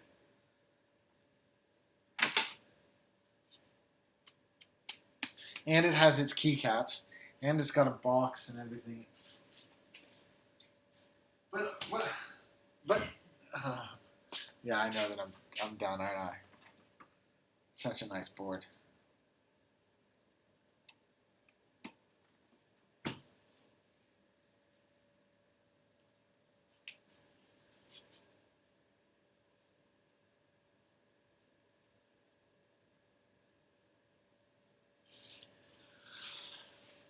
Yeah, I would trade.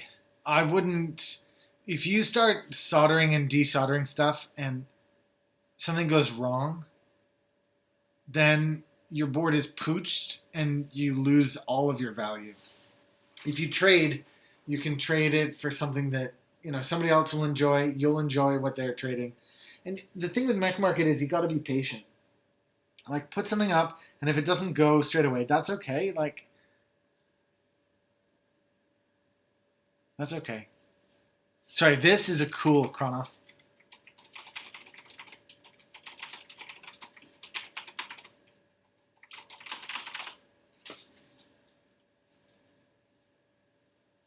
It's a cool ES87 clears.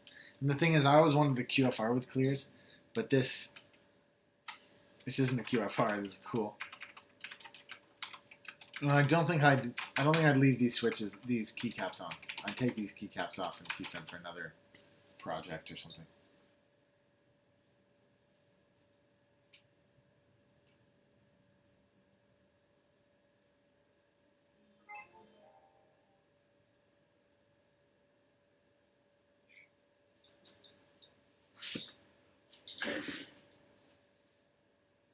Guys, I made this super cool, like, be right back sign. I'm just gonna put up the be right back because I have to run to the washroom, and I thought it would be cool.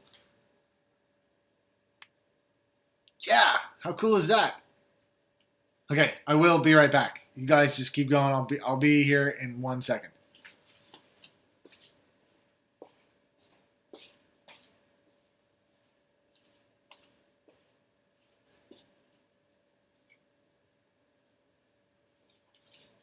Hold on. I decided that I should mute it in case the microphone is really good. I'll be right back. Hold on.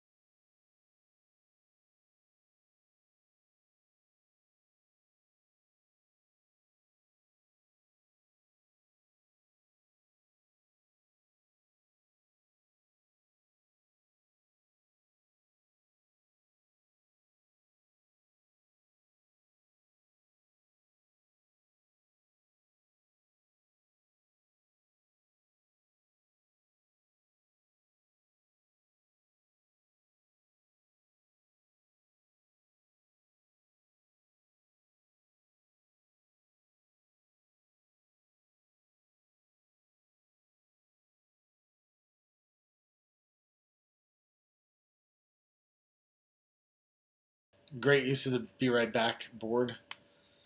Um,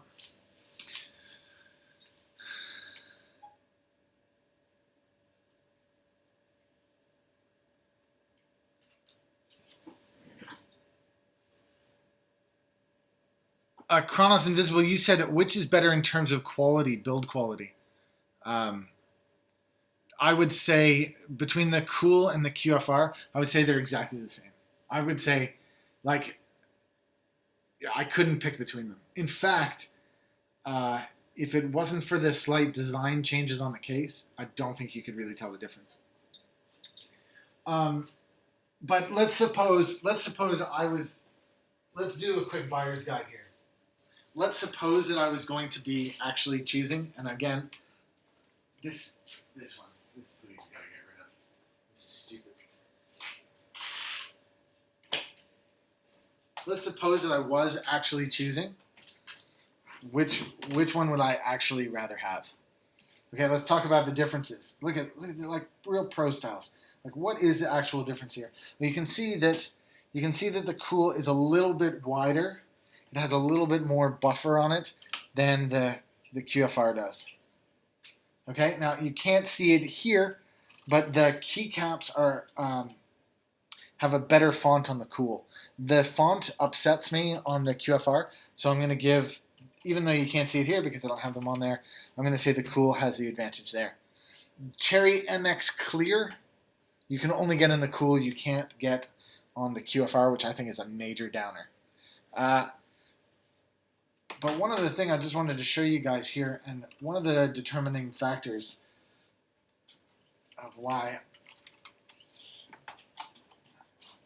dip switches yes, dip switches no on the QFR, but look at the routing. The routing makes so much more sense to go all the way out the side and out the side than it does to go most of the way out the side and then out the top.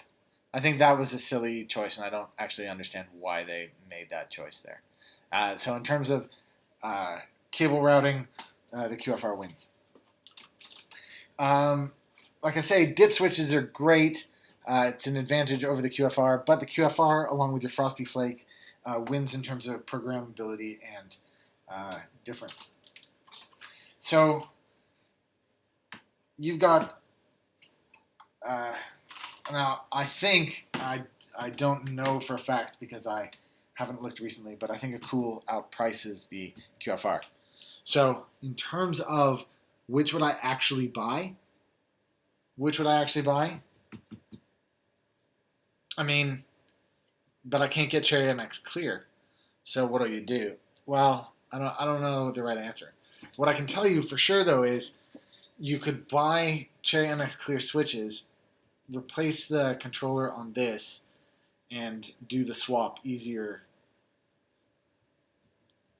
You're never going to make that a programmable keyboard. I'm like, anyways. Gab, you're back. Yeah, I'm still live.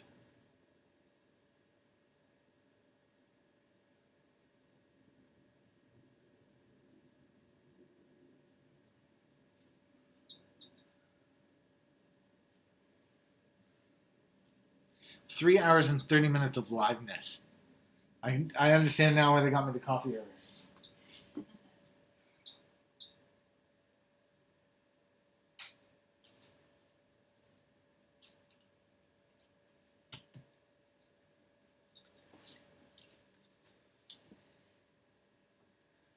Yeah, so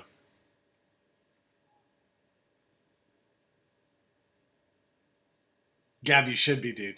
Did you just hear me go through my entire review then? I mean, there's so many awesome things that you can do with a programmable keyboard that you just can't really do with a non-programmable keyboard. I mean, would I rather have a programmable keyboard or Cherry MX Clears? I can desolder and resolder switches easier than I can make this a programmable keyboard.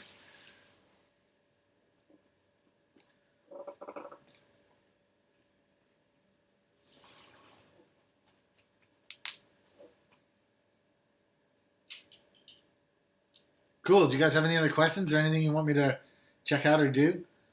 I think this is Cherry MX Green's Stealth. It's super awesome. It doesn't have this just has the old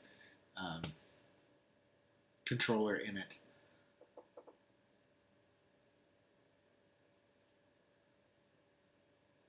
But what I'd like to do is a sleeve, a controller, and this thing. Put it on Mech Market. I want a custom cable. Kit. Yeah, kit would be even better. And do that as a trade for something. Cool. What's that? Cool. No, both of these have to go. I'm not a hoarder. I'm not a Kronos. I am not a hoarder.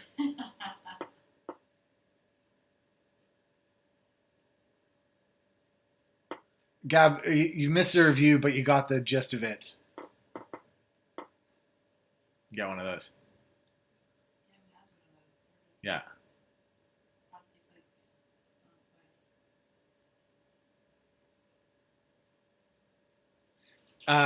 Gab, we actually, believe it or not, we bought this off. This was before the mass drop. We bought this on Amazon as a used board.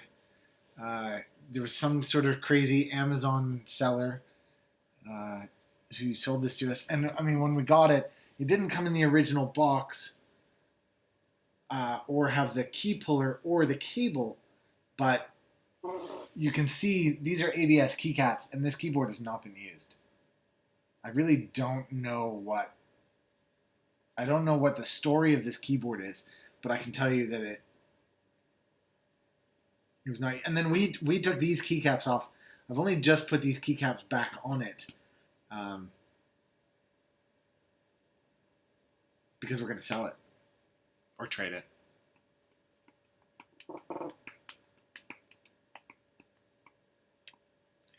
Kronos says he believes me about the non-hoarder thing. I think that was premature, mate.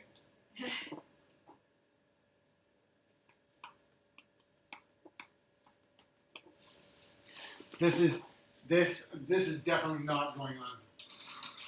This is 100% not going up, but I just want to flash this because I think it's the best looking key set that's ever been made. That's all.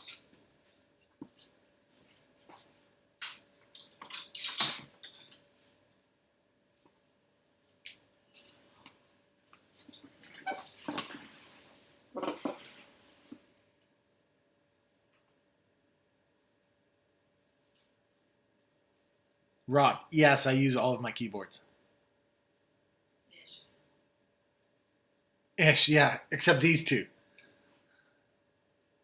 Oh, and I don't use. No, I only use three of my keyboards. I use three of them regularly.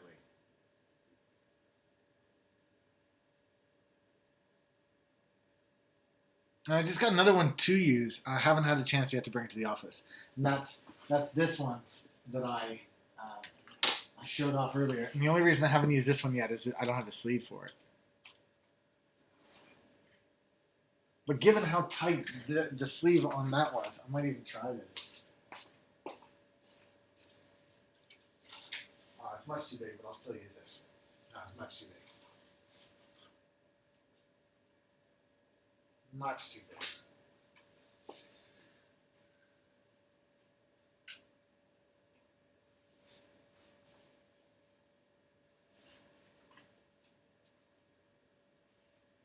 wonder what's wrong with that guy.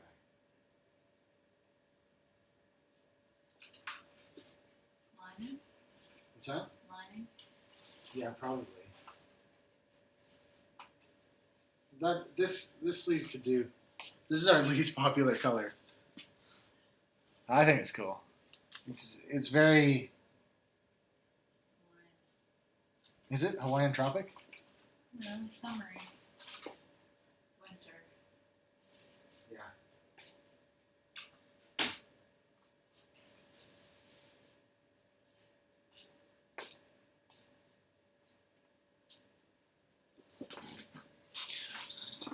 Which three do I use the most? Here, I'll show them to you.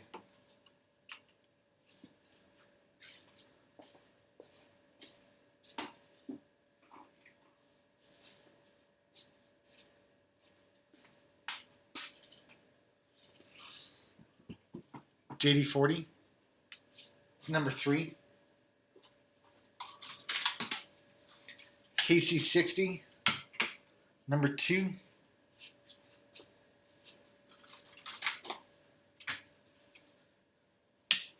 Leander Sprit. Zelios. Number 3. Sorry, number 1. This is my number 1. This is the one I use all the time. With these super cheap Vortex keycaps. I say they're super cheap. I paid like, I don't know, over the odds for them because they were off of Poker 2, which is getting more rare, and people giving up their keycaps are getting more rare. And I had a Poker 2 with the zip ties base, the plastic base, but my father-in-law liked it, so he took it for Christmas. Took it. No, but he said he'd have it, so he had it. He wanted it, so he got it.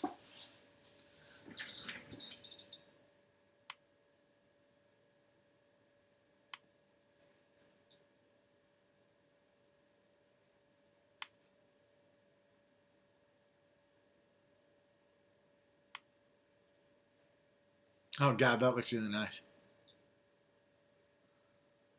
What Oh wow. That's awesome. So that's your QFR that you're about to turn programmable with the deep space keycap set on it. Is that right? That's awesome. It doesn't look like a QFR. It's like a different colored case. Yeah.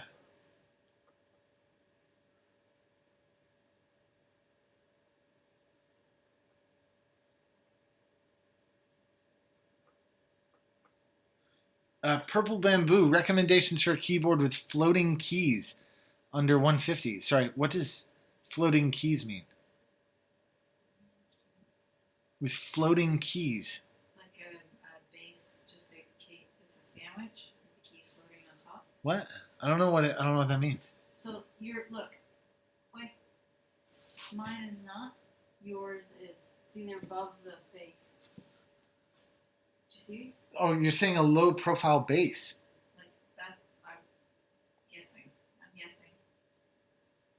60 or TKL full is fine.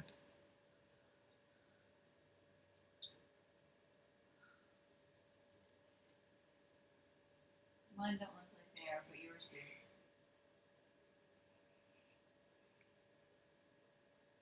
Corsair style Pete. Yeah, so like this. Like that. Is that what you're saying? Oh, shit. Right in the middle of my... why not use that camera and see if it's screwed up? It's screwed up. Why don't I... There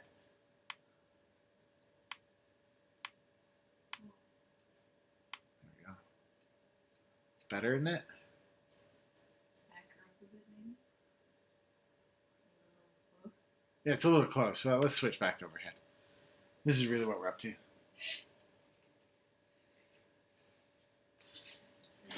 Floating is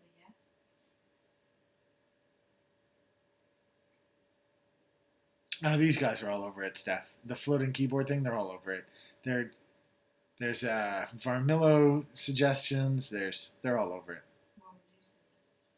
What would I suggest? Well, for $150,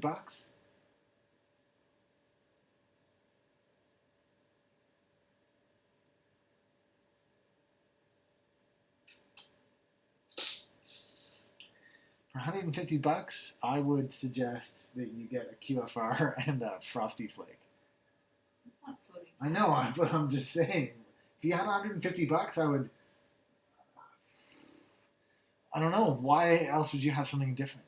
Because you want floating. I know the aesthetic of floating keycaps, but I mean, I could give it to you. I could get it to you for that price, but I couldn't do it. Wait a sec. You could just get the Poker 3. Gab, Curly Brethren, yes. And we got a little bit of French Canadian blood. Is that why? Probably.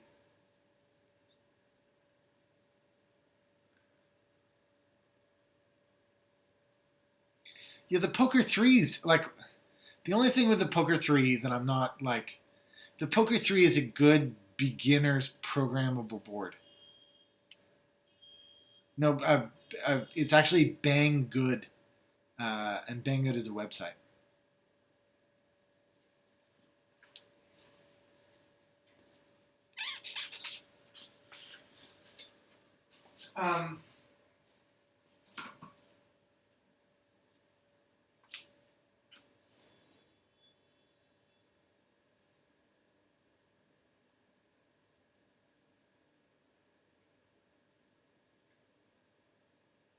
The touchdown.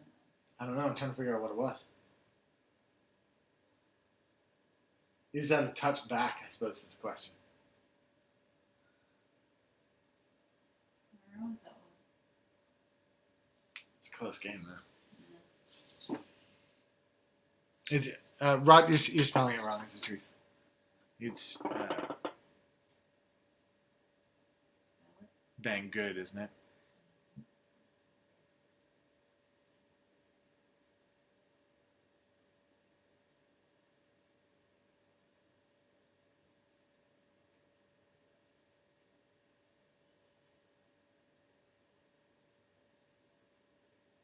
I don't know how delayed you guys are from me, so it's difficult to say, like, do you know what I'm saying, or am I, like, long to the conversation and you guys just think that? Any other questions?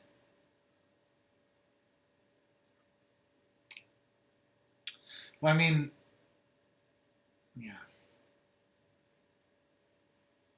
The Poker 3, as I was saying, is a really good programmable board for beginners because it's not fully programmable, it's input programmable.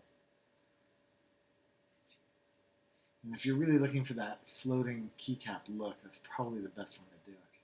That, or you can't, the truth is you just can't do one of these for that kind of money. You could do,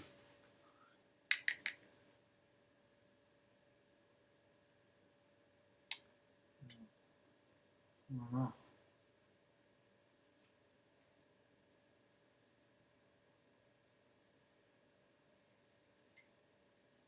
I don't know. I don't know. It's a good question. It's a toughie.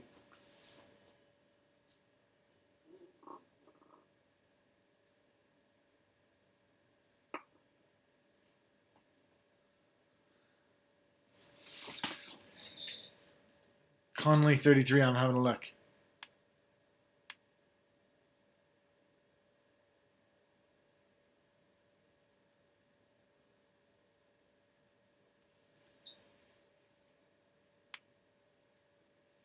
Pete, thoughts on the Frosty Flake? You seem pretty hyped on it. I might have missed you talking about it earlier, though. Yeah, I think it's the best thing ever. We use it in all of our keyboards, and now we sell it on oneupkeyboards.com. Go to the controller section. You can buy one for $35. We've got a bunch in stock. And you can buy your QFR then. What's that?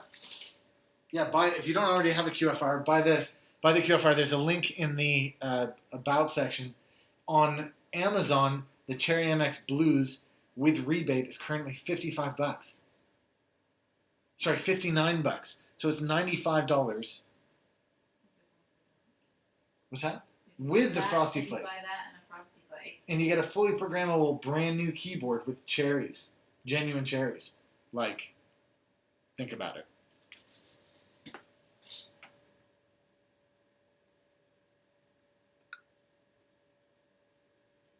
Yeah, Reed, that is exactly.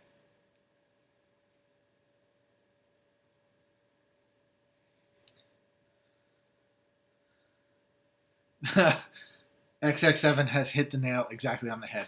He said Pete loves the Frosty Flake so much. He hyped it so much, he now sells them. Yeah. That's exactly what happened.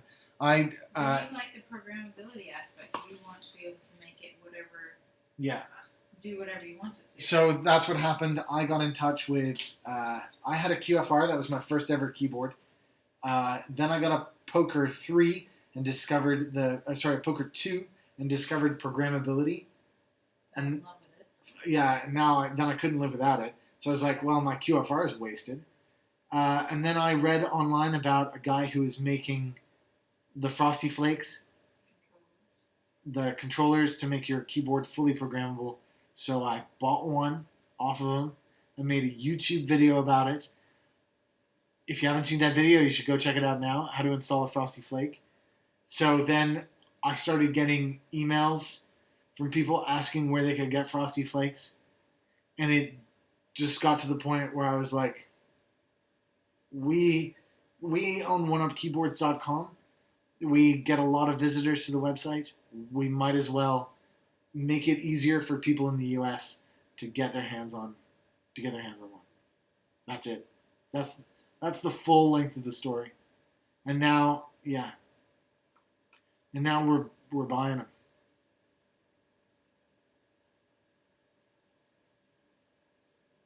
But like I don't need to sell them. I really don't need to sell them. We make like not very much money off of them. No, but that's not what I'm saying is the point is we have them because they're the best thing you can get for your QFR. And I just go so mental about them, we might as well have them.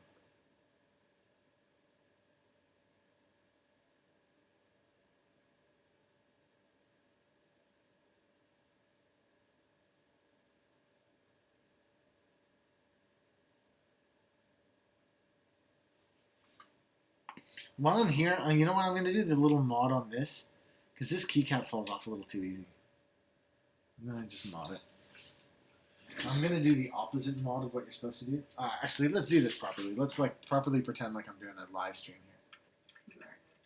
I know, but let's just make it so it's like, oh,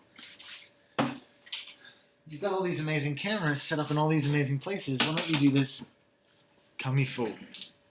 That's for you, Gab. A little French language in there.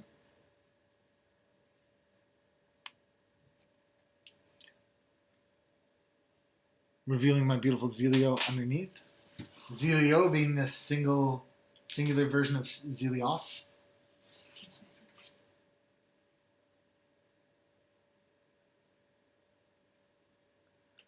Oh, Rot. The hate towards K3KC is because, and you probably don't know this yet, but he's not the original artist for anything that he sells. That's why a lot of people don't care for him. That's all. It's not like it's a taboo subject. especially not around here.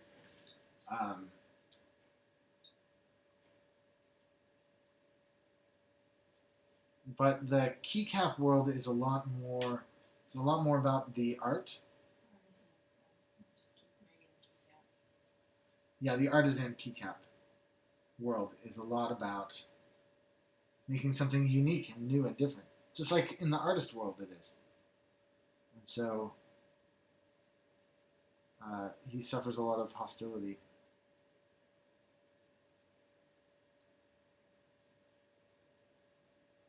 Because he's not original. I personally don't have an opinion on it, but that's why.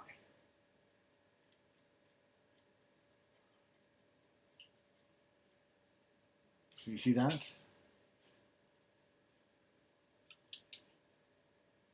Put the scotch tape on it, and then you push the keycap on very gently. What you don't want to do is you don't want to rip the tape. So there's just a tape on the top of the plus. You want to smooth the tape down the sides.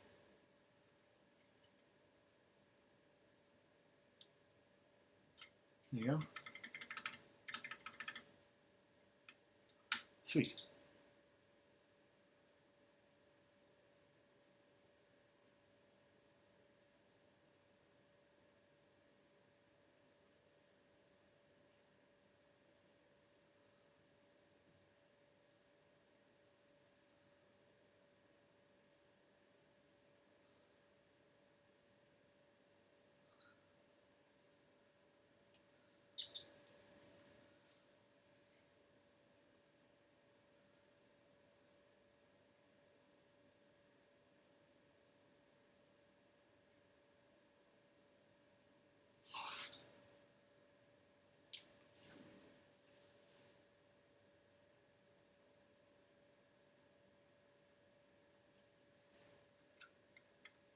I'm really happy with how well that's worked out, actually. I'm a little surprised it's gone so good, but hey, whatever.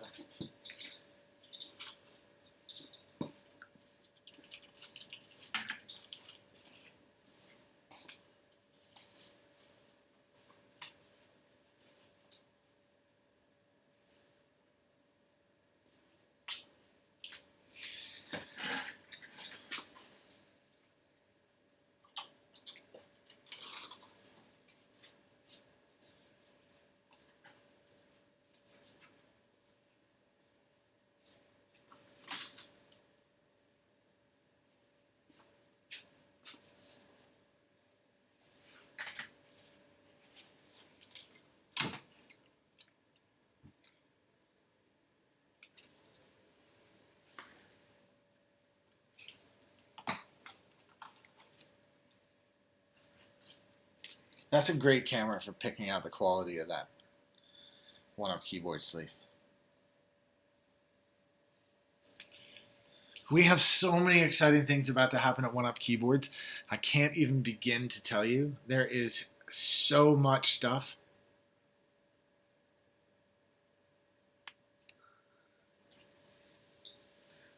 I'm going to zoom in one more here. There's just that much happening at the minute.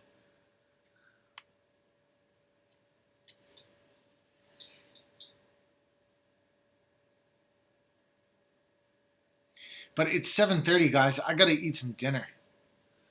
So I'm going to leave you here with my amazing new end card. Thanks so much for watching.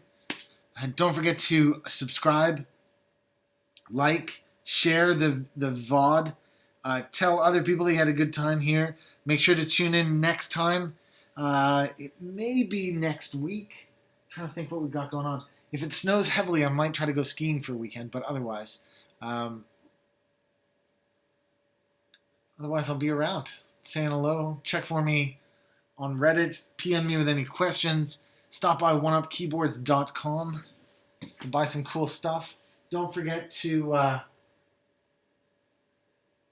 comment, pop by other VODs that you were in as part of, help answer any questions, participate in the community, all that awesome stuff. And of course, if you found the video particularly useful, you can buy me a cup of coffee in the About section. For anybody who's watching this on the video on demand, I'll see you on RMK. If you don't know what that is, it's Reddit/r/mechanical keyboards. All right, guys, check out the end card. It's cool though, right? Totally works.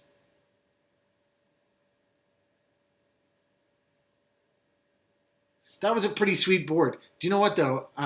Just jumping back, that board has actually been replaced. That board has actually turned into. I just put it away too. What did I do with it? What? The KC60 in the trucker. I don't know. Oh, it's here. It's here. That board and this board are actually the same board. I just I swapped the DSA Eve for JTK and changed this silver base to a black one, and so that's why this case, that keyboard and this keyboard are actually the same ones.